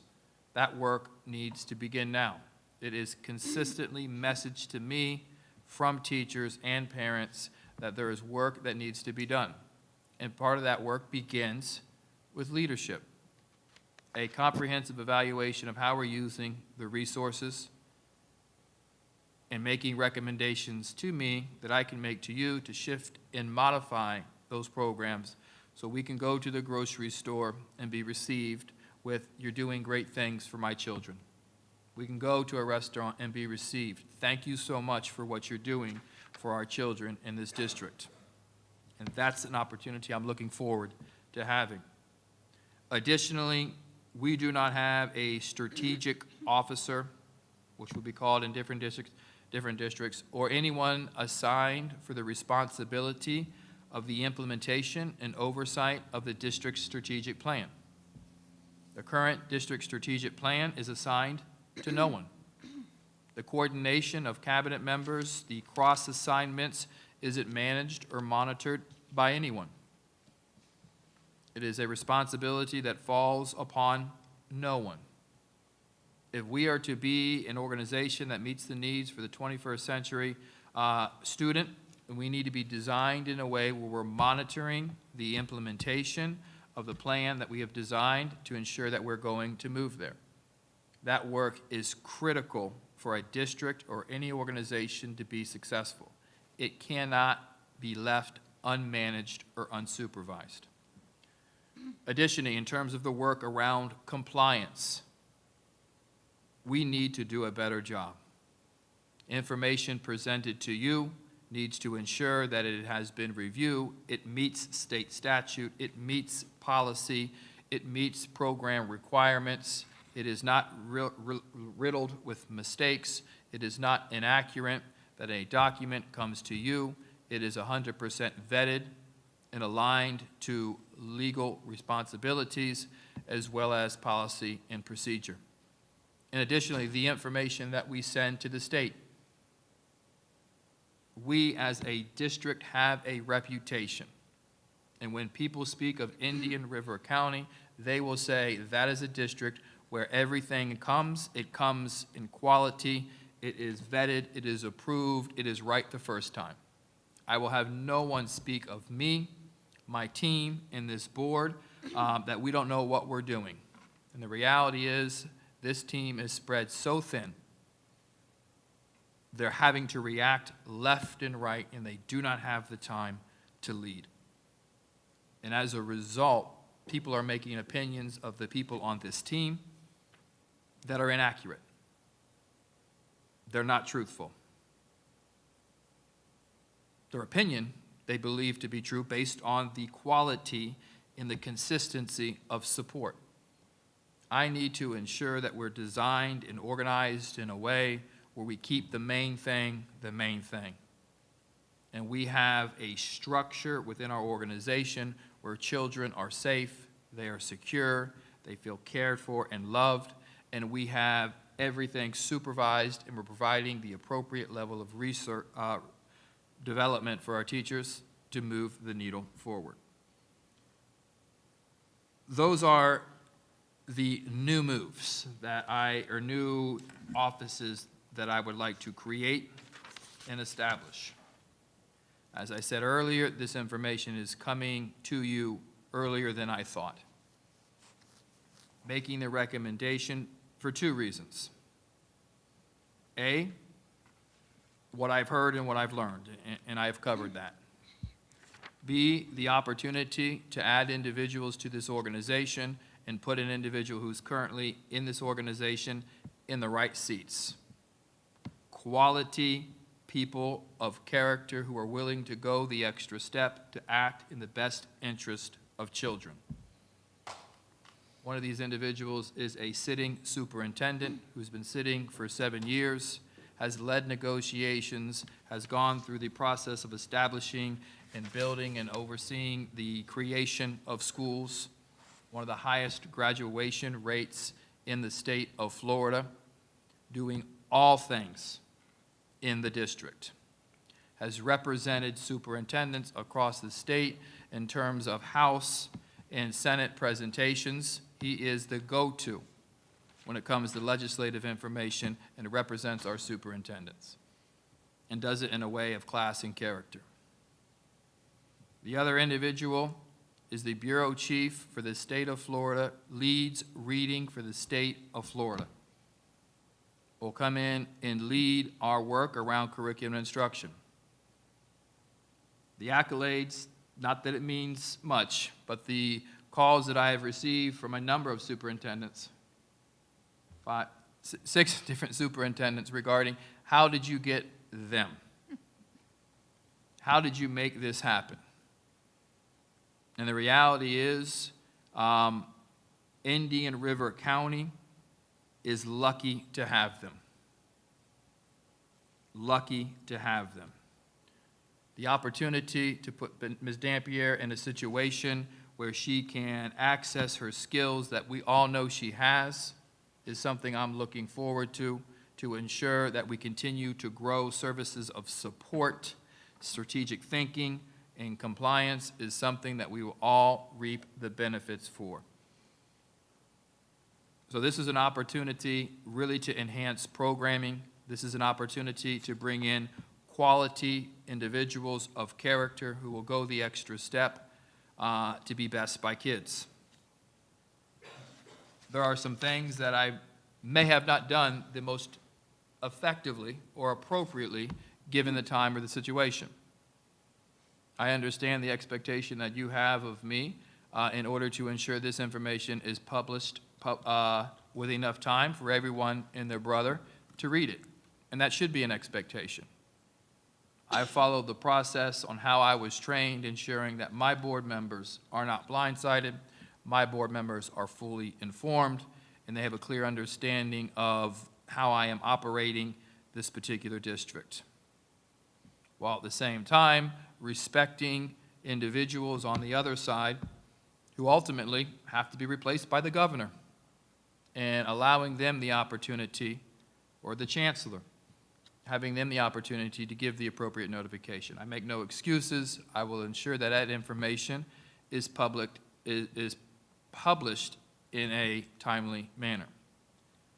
I've heard concern of that these individuals are both white males. I would ask to be evaluated at the end of this reorganization and this restructuring in terms of my commitment to equity. And I will hold my head pride hold my head high with a sense of pride regarding my commitment on how I was raised, how I raised my children, and the opportunity to ensure that we are embracing equity in this district. There have been questions regarding notification and a possible grievance by our teachers' union. I have conferred with our school board attorney. I have spoken to Florida School Board Association. Is that where? Superintendent Association, in order to ensure that our practice in this district is not putting you in a negative situation, that we do have the authority as a superintendent and as a board to make this action take place. A matter of fact, in March 12th of last year, this board approved the exact same scenario, a new job description, and an employee being placed in that job description during that same meeting, during that same item. Prior to that, within the last year and a half, there have been a number of individuals who were directly appointed to the position following the same process that I followed. So when you look back at the historical practice, the fact that these individuals are not part of the bargaining unit, I am confident that we are in a situation in which we are not violating any contractual rights. But we are taking the action in order to be in respect, in reverence of those who are under that contract. I want to ensure every teacher looks at this district with a sense of pride, knows that they are being treated fairly, that the leadership at the district is fully committed to supporting them. I think this executive team is now or will be positioned in order to really begin to move the needle. I know there is a buzz around the state regarding what's happening in Indian River. And I've had the advantage of having relationships with a number of people outside of Indian River. And they have called me and they said, well, check you out. But the reality is, I am honored to have the opportunity to bring men of character to this district. I am honored to put Ms. Dampier in a position where she could excel with a volume of work. It'd still be a lot of work, Pam, just letting you know. But at the same time, it is work that can be done, that can strategically align us to ensure that we're meeting the needs of all children. There are additional positions that are being proffered. One I did not mention, I'm going to mention two. One is the data analysis project manager. This is a position that we need to have in place. Any data that is released by this district needs to be 100% correct. I have been in meetings with community partners.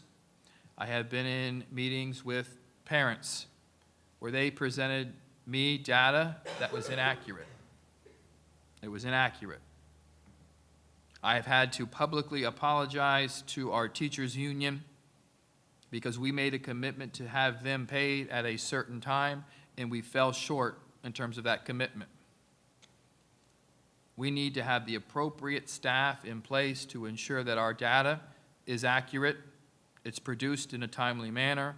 When we're working through performance pay, it is a disservice for me to think one person can hold the volume of work around our data. I'm saying publicly that data should be our superpower. In order for that to be our superpower, we need more than one person to drive and mine that work. Right now, it's kryptonite, for lack of a better way of saying it. We need to build that particular team. If the African American Achievement Plan is to be driven by data, we need to ensure that data is available.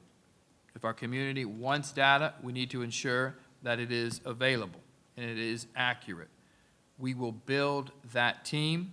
Currently, I cannot wait until the end of the year to build that team. There is training, there is information, there is data that needs to be provided to principals to shift and modify instruction. We are accountable to this year's outcome, and I will not just lay back. I think probably I could, And to be honest, people have advised me, well, push for next year. Absolutely not. There are kids in classrooms right now, and if we're to push for next year, we need to start building capacity now. Because the reality is next year, we're going to have to be pushing for the current reality and preparing for our new benchmarks. I get used to calling them benchmarks, not standards. So that work will be done. Additionally, we will build and initially begin to build the Public Information Office. This is an office in which we need to be in front of the message of this district. Opportunities to inform the community around the great things that are happening, celebrating the work of this district, while at the same time ensuring that we are providing consistent services and support to our district. Suggesting we add an executive assistant to that office. I do not know how Ms. Maddox does everything that she's been assigned to, just being one person.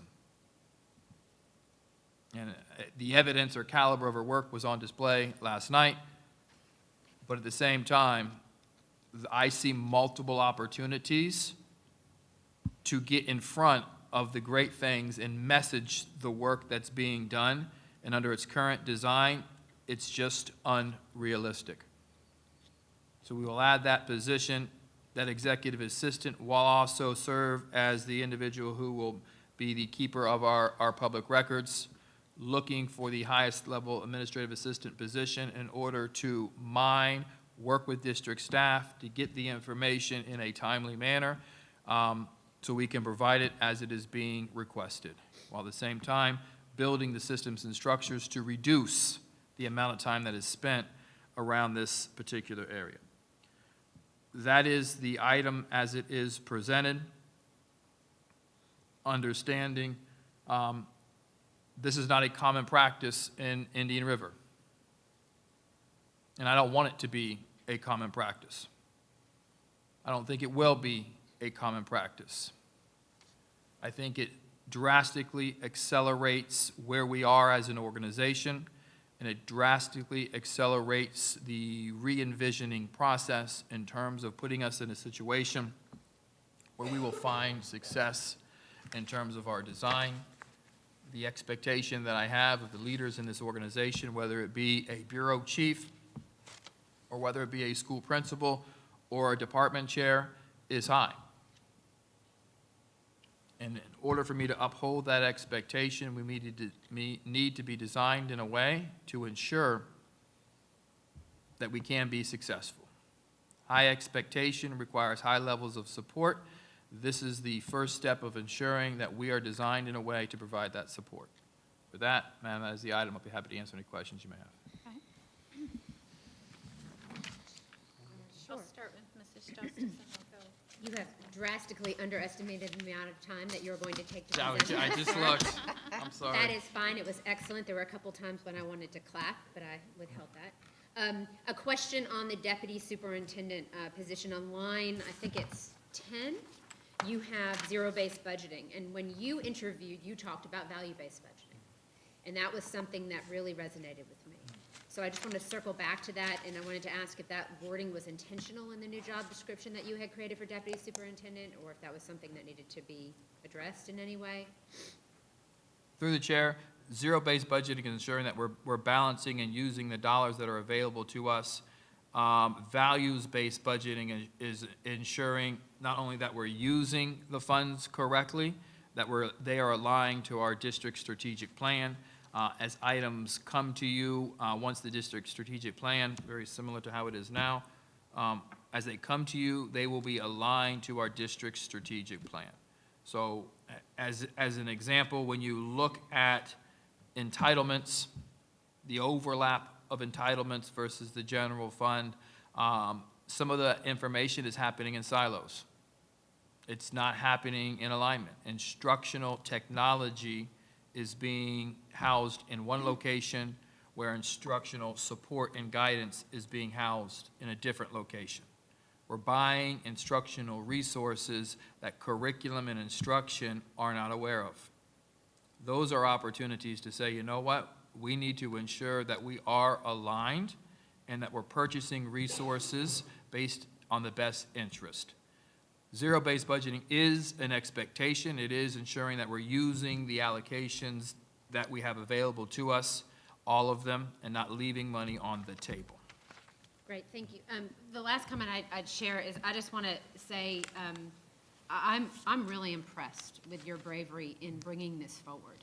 Some of these things aren't new ideas. Other districts have deputy superintendents, as you said, and you're taking your experience from Miami and you're bringing them here. One of the things that I've recognized in my time as a board member has been that any superintendent who wants to be successful needs a board who supports them. Not a rubber stamp, not a blank check, but certainly support to take bold action like this. So I'm excited about it. I'm excited to see the results that this brings forward. I think I think in the short time you've had in Indian River County, you seem to have a very good handle on some of the concerns of parents, of teachers, of staff, and I'm impressed. I also would like to thank you, because in the time serving as a board member, I have worked with staff here, and we have some excellent staff. You do. And giving people the opportunity to excel in their position, to feel that they're doing well, to be able to serve the needs of students is so important. And I just really appreciate the fact that you're looking within the organization to utilize people and to bring out the best of their abilities. So thank you for that as a community member. Through the chair, just to say, in my look to be a superintendent, it was a passionate board that has a high expectation, who understands this is complex work, and this is challenging work. And I acknowledge this is, in some ways, drastic, in some ways ahead of the schedule that I've communicated. At the same time, I believe this moves the needle forward, and at the end of the day, the celebration is going to be significant improvements in outcome, significant improvements in the support of our teachers and staff. And what breaks my heart the most, just being open and honest, is how much teachers love their schools. They love their schools. They love who they work with. They love who they work for. But we're not a school, we're not a system of schools. They lose trust or question us as a district. And that's a phenomenon that I really have not seen before. And some of it is, most of it is not the people that are in this building or the people who are leading or teaching our children, leading our schools or teaching our children. It's the design. It's the structure. A lot of times when we go through a progressive discipline process, we exclude the principal.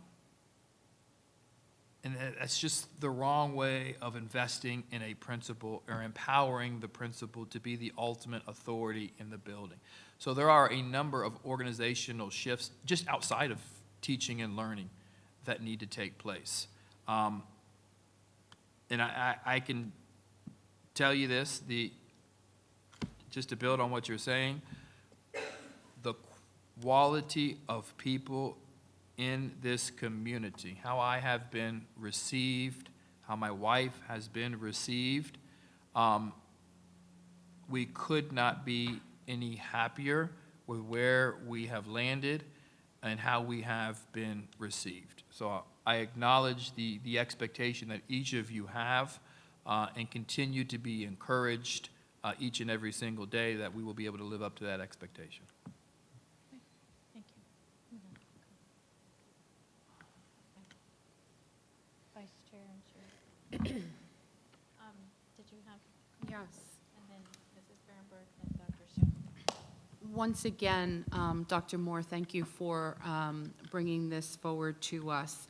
And yes, board members have had the opportunity to meet with you, to talk these things through with you, though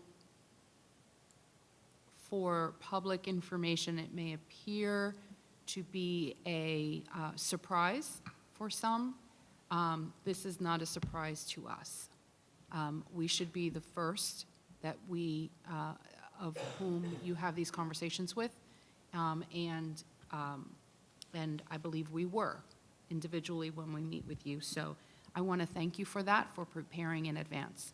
We hired you, Dr. Moore, because we believed that you would be the person to transform this district. And for us to think that changes would not occur, I think it would be, frankly, pretty foolish. So I say we because I do not speak for just myself. I speak as a board member of 4 other board members together collectively. And I know I am saying we on purpose because we have had public discussions about this. So we hired you unanimously to make these changes in our district.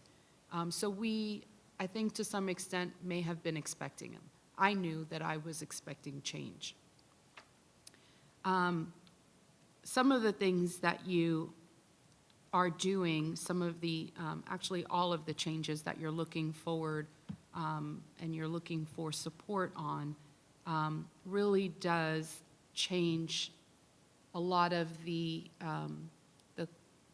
thinking and the way that our district has previously functioned. It changes the shift from what you've brought up in your discussion from being very reactive to being very proactive. You did share that, and to a lot of extent it is true. It removes district leaders from putting out fires, from working to what are all of the fires that I'm going to put out today, from that mindset to the daily work of being visionaries, right? Looking forward to the future of how we are going to move the district forward to raise student achievement and to raise opportunities for children. And it may be uncomfortable for many at first to see the current changes because, you know, change isn't easy for some people, and it's kind of, it makes for some worry, but I am sure that you will lead district staff through this so that there aren't very many hiccups along the way. And even if there are, you know, we will rally together as we have always done and as this board has done, and we'll get through it together. Because in the end, I believe that you are the superintendent who is going to lead this district to become an A district with A schools, and that is not the leading cause for student achievement, because there are many aspects to student achievement. But you are going to bring this district forward into and beyond the 21st century. With that said, I did have, because board members don't know what we individually talk about, I did have some concerns, but nothing that, one of my biggest concerns that I'm assuming many of you had is, how are we going to pay for these positions, right? I don't want us to be top-heavy and miss some of the positions down below. But when I realized that this was a cost savings to us, because these open positions are not going to be refilled, we're not firing anyone for these positions. And I want to make sure that it is clear. We are not firing anyone for these positions. We are utilizing what we have already budgeted. Correct, Mr. Fagan? Yes, ma'am. Yes. We are using what we have already budgeted and just realigning them essentially to these new positions. So I can see that there is a need. In the past, when you mentioned earlier that we do not have anyone who is assigned to the strategic plan to oversee some of these projects that we have going on, what I can support you on is how slow things happen in this district, because we have been talking, when I say we, this board, has been talking about readjusting and changing some things in our strategic plan, because overall it's good. But we could never really get there because there are all these other priorities that seem to happen. And so this is where you come in and you say, okay, I see a fix for this, right? If we assign someone in leadership over this, the work is going to get done that much faster. And people are going to be held accountable that much easier. And board members will be able to get work done that much quicker, which will move the district forward that much faster as well. So I am looking forward to supporting you on this. I'm looking forward to being able to see the end result. I almost want to race right past the finish line on this. But I hope that the public who hears this will see that there is a light at the end of the tunnel, and there is hope for us. But we've got to be able to be bold enough to stand by a bold superintendent's side who we hired to do this job.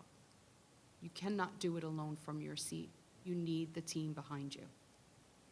And so with that, I yield whatever other time I have. Yes, and I do have a lengthy conversation as well. First of all, we wanted a change agent, and we got one. Change is rough, but change is necessary. This district is open to change, I know. I've heard it many, many times, and I know sometimes people don't think change is going to directly affect them, but I think it's going to affect us all. Could you go into more about why you appointed and didn't open up the positions for interviews, the 2 positions that you're hiring? Through the chair, to be completely transparent, this is an opportunity that comes to us as a community and as a county to hire individuals who have one commitment, and that is to children. So we did have posted the human resource position that Mr. Osipian previously held. In looking at those individuals and speaking to a number of them, it seemed to be short-term, unfamiliar with Florida's way of work, unfamiliar with the shifts in standards in which we're about to undertake. And looking at, these are things that just fell into place. We are on the verge of shifting standards. We need to be acknowledged and recognized as the literacy capital of America, and having the opportunity to bring the individual who is highly respected across the state, who leads reading for the state of Florida, who is systematic in his thinking and being able to strategize resources, who has a familiarity with organizational structures from a state level, is an opportunity for us to act. To have a sitting superintendent to come in and oversee HR, who has experience of managing and running negotiations, who is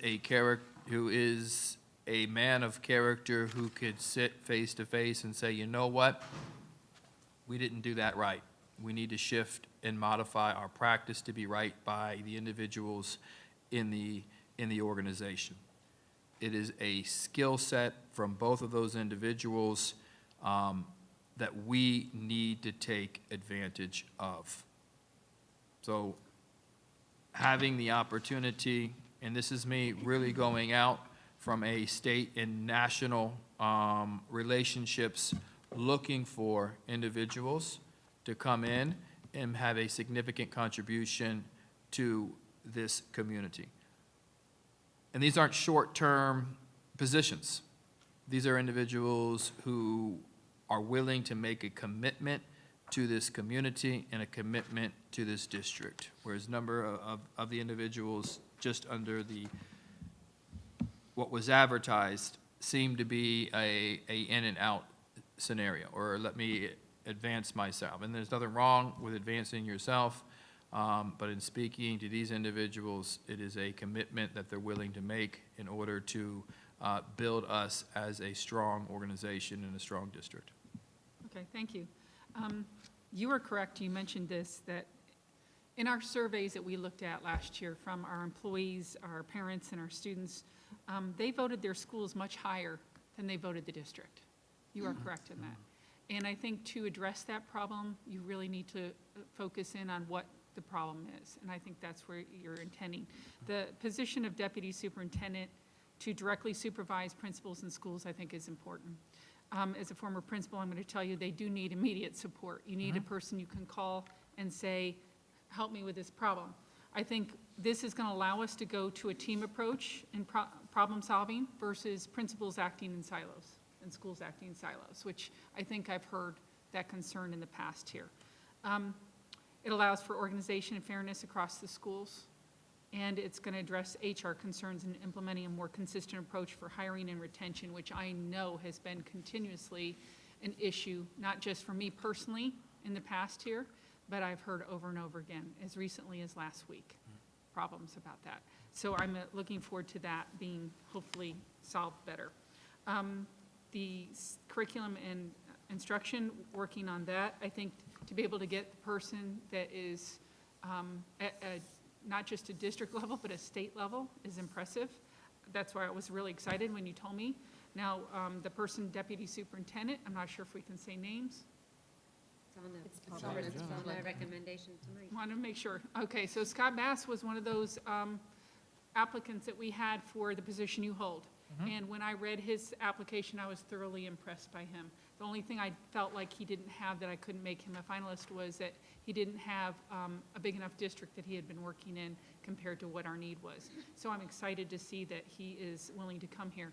The other person, I can't remember how to pronounce his last name. Meyer, okay. It doesn't look like it. I know. Okay, so, of course, as soon as you told me his name, I went and Googled him and looked him up, and I was thoroughly impressed with what he's going to be bringing us, and was shocked that he would leave his position to come here. So I think that's a wonderful statement for you and for us as a community to get somebody of that caliber. To evaluate and enhance curriculum and PD is absolutely necessary to improve. I know that Mrs. Dampier has asked for that, for PD support and improvement, so I think that that's great that we're going to be able to do that. Leadership development, that was one of the most mentioned concerns in employee surveys, is that the lack of opportunities for improvement and going up. And I think that that's a great focus that we're going to be able to do for that. Instructional coaches, same thing. Where's the training? Are they actually getting to coach and work in the classroom with teachers side by side? I'm hearing over and over again, teachers are saying no, they're on radios, they're doing duties, they're doing other things. So I heard you address that, thank you. Executive assistant position, you're going to be opening that, right, and selecting through interviews? Absolutely. Okay. And then the Office of Strategic Planning and Support Services, ESC and Student Services really need a good focus. I know how organized Ms. Dampier is. I think that that's going to improve for identification, implementation, and compliance of services. I've heard some complaints about that too, so I'm looking forward to that improving. So I thank you for this big change. I'm not shocked that it's coming this fast. I think that you've already got a good handle on what we need, and thank you for moving forward in a bold way. Thank you. I'm going to leave this question to you. Mrs. Rosario has one comment, but I did say I would go to you. Is it a quick Yeah, comment? Dr. Moore, the job description for the data analyst, doesn't have anything in there with regard to the African American Achievement Plan or equity, the work of equity. So when we created the past position for a data analyst for equity, in the job description, there was a line in there, of course, I don't have it with me, that specifically addressed this position would focus on the work of the equity, the work of the district with regard to equity and the African American Achievement Plan. In your narrative, it states, this staff member will increase the district's capacity and responsiveness in providing the needed data reports and analysis regarding required to address equity issues, including implementing and evaluating the district's African American student academic achievement plan with high levels of fidelity and accountability. Is there any way that you can add or tweak this to be included in the job description before tonight's meeting? Through the chair, we have the ability to do that, but let me speak through my theory of action. And I think it's an important conversation to have and have publicly. I do not want to create silos. I think part of the frustrations that our community has experienced regarding the implementation of our work around equity in the African American Achievement Plan is it was done in a silo. I think the information that I'll be bringing to you in terms of the African American Achievement Plan eliminates, it does many things, but one of the things that I know it does is eliminate the siloed approach and ensures that equity is a responsibility of everyone in this district, and they will be held accountable for the implementation of that. It is not the responsibility of the equity coordinator, it is everyone's responsibility. And when that plan comes, it will be a higher level of accountability regarding information. So initially, upon my arrival, we approved a position and was going to fund that position by pooling money from the reserve to fund. And it was the same level position of the individual who was producing data for the rest of the district. It created a siloed approach. In writing the narrative, I wanted to be explicit that I'm not forgetting about the work around equity. I'm not forgetting about the level of frustration that the Joint Committee has experienced in the collection of information and the misinterpretation of data that was being provided. I believe the job description, and staff can correct me if I am wrong, and we'll look at it in between this meeting and the next if it needs to be tweaked. I think within the responsibilities, those can be assigned to the particular individual. I will ensure that it gets done.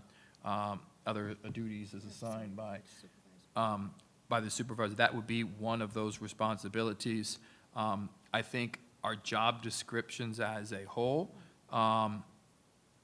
really are another opportunity for significant improvement. Sometimes we're pigeonholing ourselves based on how explicit those job descriptions are. We're putting staff in a situation where if it doesn't say it on this job description, then I don't have to do it. In today's world and current organizational structures, the kinds of work evolve over time. And when individuals are doing the same set of work, it becomes stale and stagnant. Individuals working in isolation or in cubicles is no longer an effective way to run an organization. We need to be cross-connected in terms of our responsibilities and what we're doing. And that was a conversation that Ms. Dampier was having as we're doing this particular work. So I don't want to pigeonhole anyone in saying this is your responsibility. African American Achievement Plan data is set for you, but not for this other individual. It needs to be responsibility, and we need to have flexibility to ensure that work is getting done. But we will look at it, and I'll provide feedback. Thank you. Thank you. Dr. Dr. Schiff? Well, as board members, we're not known for our brevity, and I'm not going to break that trend. You know, I've been watching the superintendent searches. You know, there's a whole bunch of them that's been going along, and I tend to expect the same names to come up for each search, that people who are looking for superintendent positions will apply anywhere there's an opening. And what I'm noticing is that that's not true. People seem to be applying for, there's a point, seem to be applying for the positions that they think they can do the best job at, the positions that call to them and speak to them. You applied in Volusia and you applied here. I have no idea if you would have applied for the others, because here you are. But I think you came here for this specific reason, is my point. I think you came here because this was the challenge that you are finding it to be. I think you are a person who would not have been content to go to a district that was already smooth sailing. I think you came here because you wanted this level of challenge. You wanted a district that needed as much change and transformation as this district needs. And so I think it's not an accident, and I appreciate, as other board members have said, the depth at which you've examined the district, the transparency with which you are talking about what you found. One of the things we've been criticized for in the past is painting too rosy a picture and never acknowledging our flaws and never acknowledging, we've been sharply criticized for only presenting what we think is working well and glossing over what's not working well. And I appreciate, and I think the public appreciates, that you're not doing that. You're actually pointing to where we need significant work, where we have significant challenges, and I'm purposely avoiding using harsher language on some of that. In what you presented about why this change should happen, I've only been on the board for about 15 months, but I've never seen such a comprehensive analysis and report given to me as a board member justifying why this change is necessary and justifying the data behind it. So I appreciate that. I appreciated reading the ways in which you saw flaws in what the data told us, as we should be a data-driven district. We should be making changes because of what data is telling us is not working in this district. And you pointed to that in the report that you produced for us. I appreciate, as other board members have said, change is not easy and boldness is required. And one of the things that was written about in newspapers but was also requested of the board in hiring you was that we give you the opportunity to be bold, that we give you the opportunity to get your job done.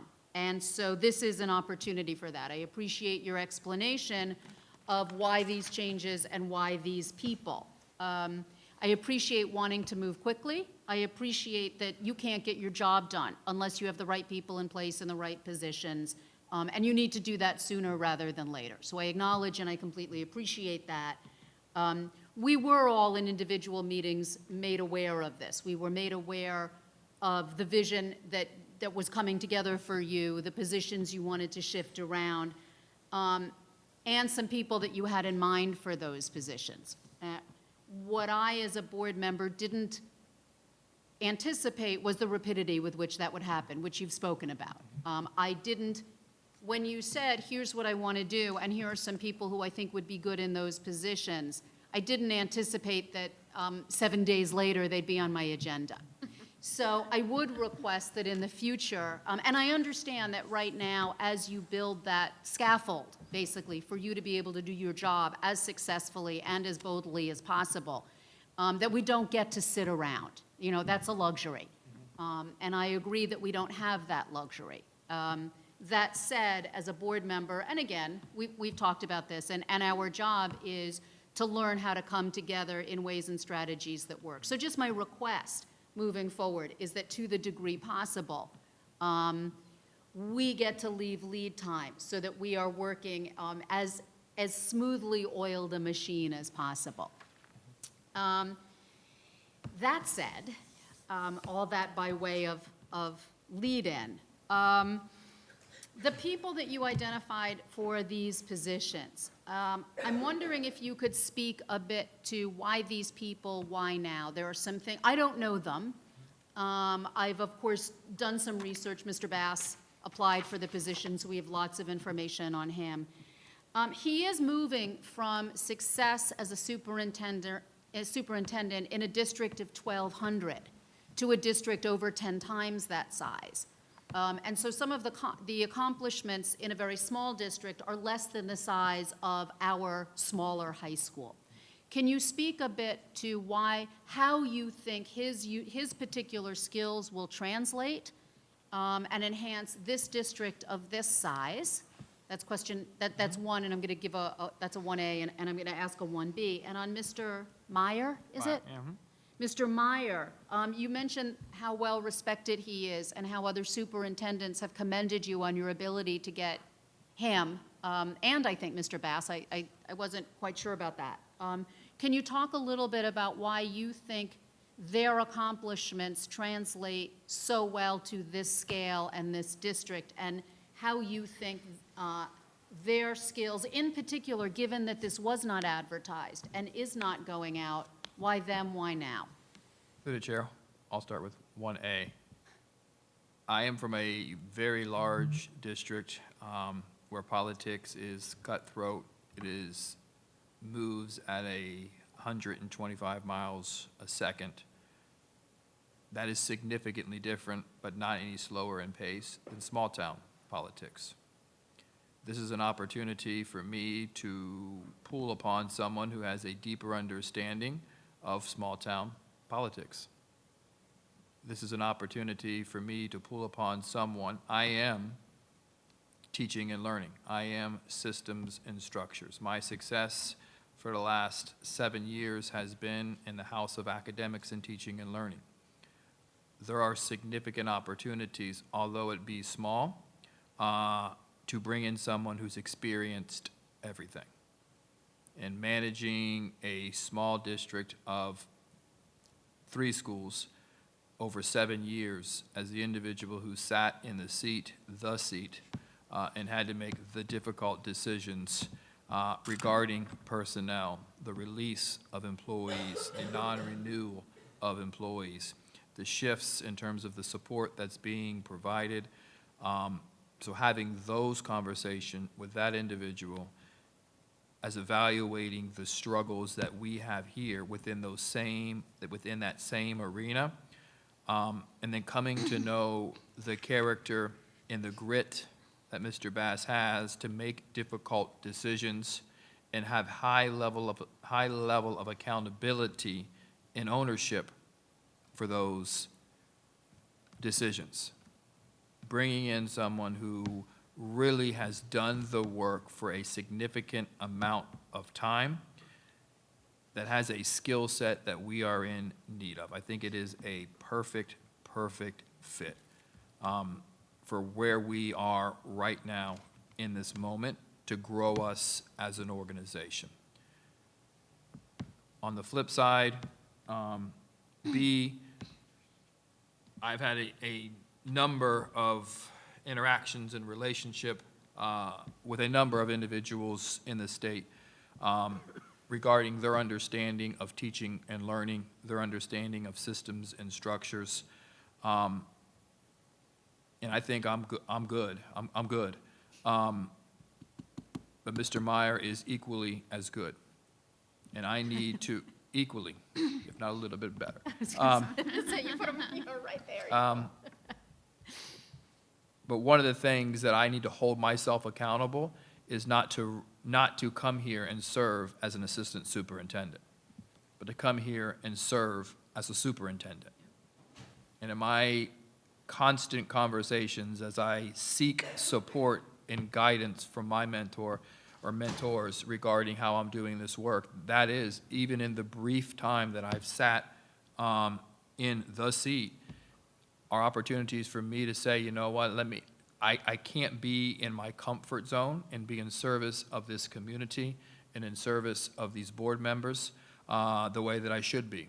I need to establish and recreate and develop new skills, which is setting and leading and ensuring that as an organization we're designed in a way that we have a dual reporting lines. And I think that's one area that we haven't spoken about when you look at current literature and current research when you design an organization under a siloed reporting line, it becomes slow and ineffective.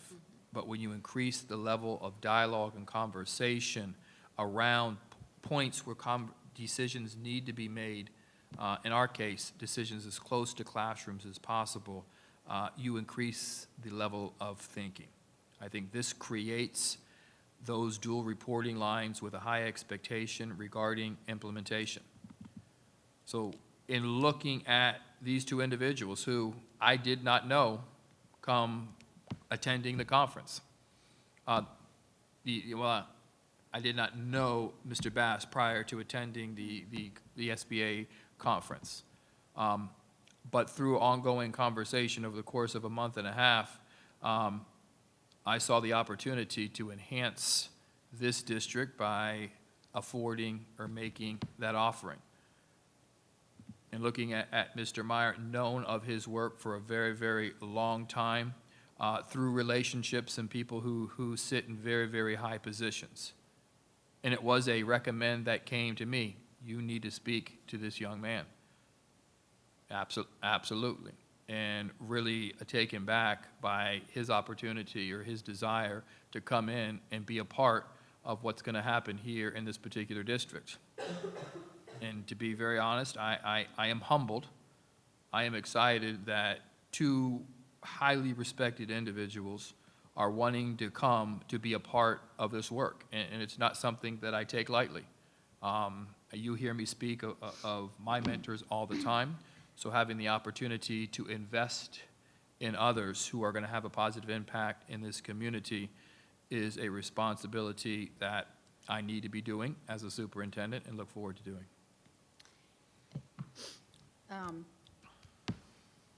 I know, and one of the things I appreciate, because it has also come up in the past, is the idea of mentorship, right? I know you've spoken many times about how you consult with and rely on your mentor, who's done an outstanding job in Miami, Mr. Cavallo. Doctor? Mr.? Well, he has like 5 honorary doctorates, but let me just leave it right there.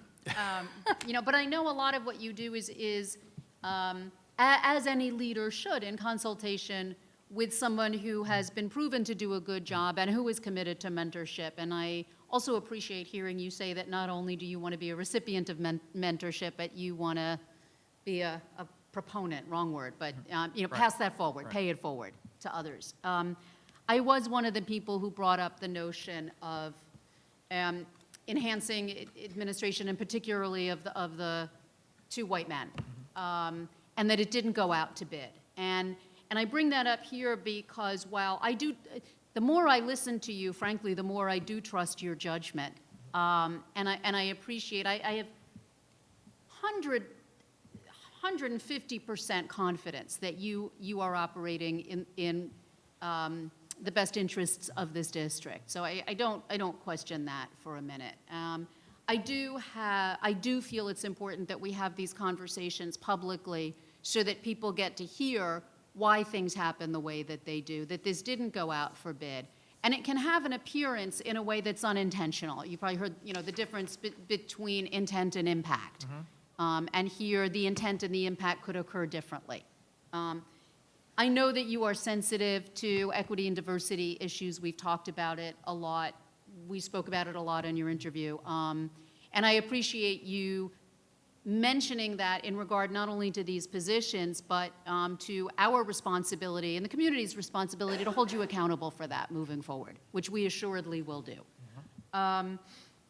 All of that said, I have actually a question for my fellow board members, which is, this is an important conversation. This is the first of what may be a variety of bold moves in the transformation of this district that we'll be asked to approve.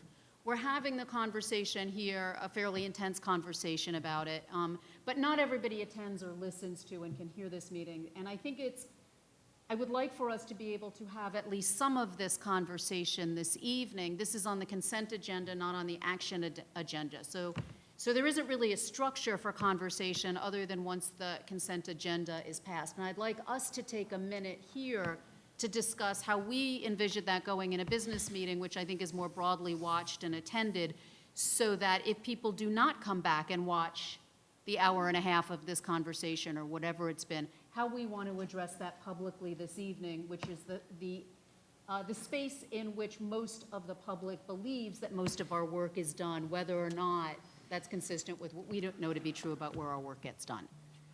Can I make a recommendation? Yeah. If that's the consensus, I prefer having the superintendent pull it from consensus over to action so that he can speak on it. Well, that's my question. How do we want to do that? And I want to have that conversation together, because obviously we can't have it other than in this setting. Through the chair, my understanding, and it may not be correct, and it would be an opportunity to shift or modify practice, is that if at the beginning of the meeting, you have the opportunity to move any consent item to action. In Miami, that is the same practice. Everything goes on to one item, and the board members drive the conversation regarding what action, what items will be pulled from consent. Board Docs is not a system that we use in Miami.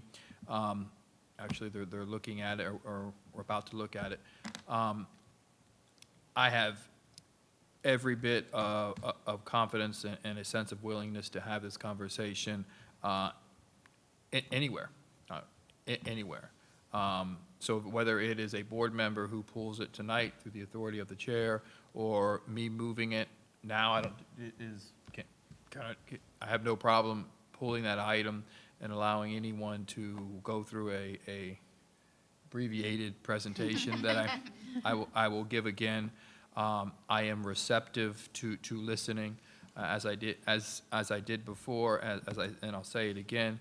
The impacted positions, that was a conversation that were going to be frozen. It wasn't, let me not meet with union leadership. I did. I had that conversation. It was a upfront conversation that will freeze those positions, and then come back at the end of the year and really begin to have conversations about how we consolidate, modify, and shift practices based on a better or deeper understanding of where we need to be as an organization. So I am more than willing to have those conversations and be receptive to feedback from the community. Madam Chair, may I suggest that you actually pull that item? I think it's better if you do it. Okay. Okay. All right, not a problem. And we'll do that tonight. All right. We don't have to do it now. All right, I'll do that. Okay. Madam Chair, if we do it now, would that give the public enough time to fill out a public, to allow them to speak to the item? Because if we pull it at the meeting while we're already started, that won't give people enough time to speak to it publicly. So if we pull it now, or if he pulls it before the meeting, then that gives the public enough time to speak to it. Do you know what I mean? I understand what you're saying. I just, looking at the transparency here, so we'll have to discuss that. This I is think what we're anybody can speak to any item anyway at the beginning of the But they meeting. have to fill it's out the different. form. Yeah. It's different. Yeah, it's They have to different. have time to get the form and give it, hand it in before our meeting gets started. No, I know that, but even if it's on a consent item, they can still fill out the form and put the item number and still speak to it. Right, but sometimes people want to speak at the action item itself, and when we changed the way citizen input is done, we changed it that you could speak generally at the beginning, or you could speak to specific action items. So in other words, if they fill it out and they put down, I would like to speak to this point, if we move it to action, then they can decide whether or not to speak at the beginning or speak at the action. That's their We're pulling choice. hairs here. Yeah. I don't see why we can't just. I don't I mean, think I would now. argue it's slightly more transparent if we pull it in advance, just so that people know there will be a discussion about it. I think it's a bit splitting hairs, but I also think in the interests of what we want to communicate publicly. Yeah, whatever is Chair, best. I prefer to use the word move from consent to action, because we're not. I agree. If I- you I- would I like to think have there's- staff go ahead and do that, I'm fine with that. I'm going to leave that to your choice. Through the chair, and I will do that. I do think as we go through board training, there are opportunities. I think part of teachers and the public's concern is if an item that they would like to speak on passes on consent, they're not afforded the opportunity to speak to that particular item only through the public hearing. So they may lose time or wanted to address a different topic during the public hearing, and because it passed it on consent, once again, I'll have to do research. The practice that I'm familiar with is once items go forward on consent, we take the time to pull anyone who had signed up to speak to come and speak on an item that passed on consent to the boards before the vote is taken to pass consent items. So there are, and it doesn't take away from your time from public hearing. So maybe that's something that we could look at in the future. It's just a conversation or research that I will do. Okay, so for clarity, you're going to move. We're going to move the consent item to from consent action to an action item ahead of time. ahead of time. Okay, just, Right after the meeting.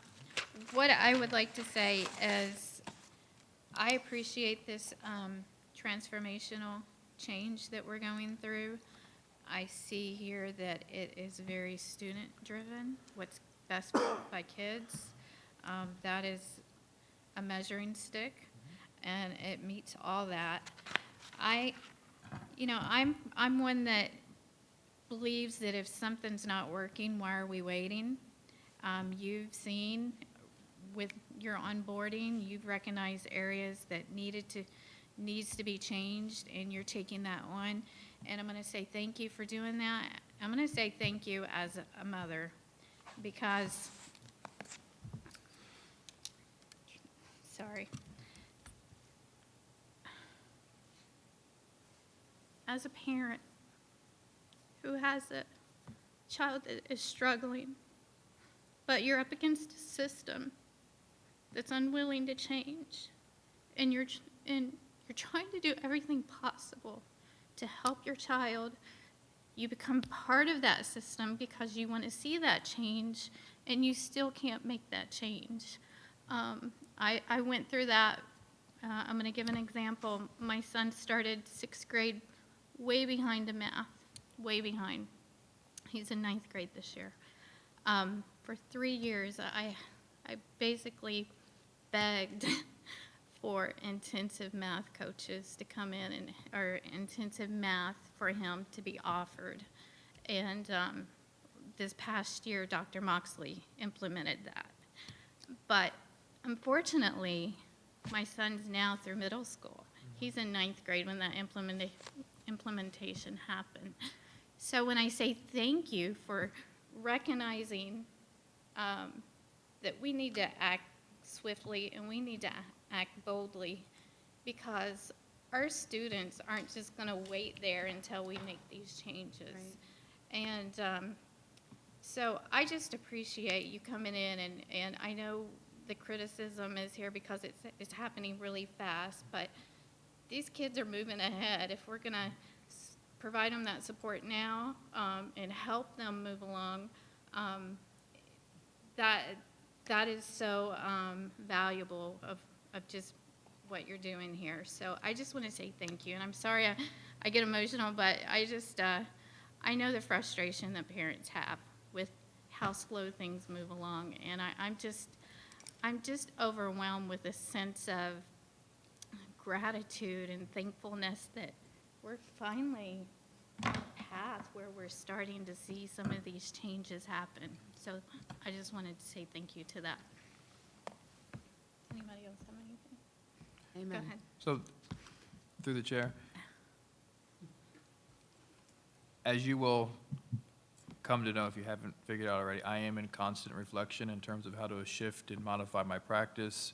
And in the midst of moving this through, I have identified a number of opportunities to improve my system of communication with you, the consistency of communication, and level of transparency. Never do I want to put any of you in a situation in which you are being asked, is your superintendent being transparent, upfront, and honest?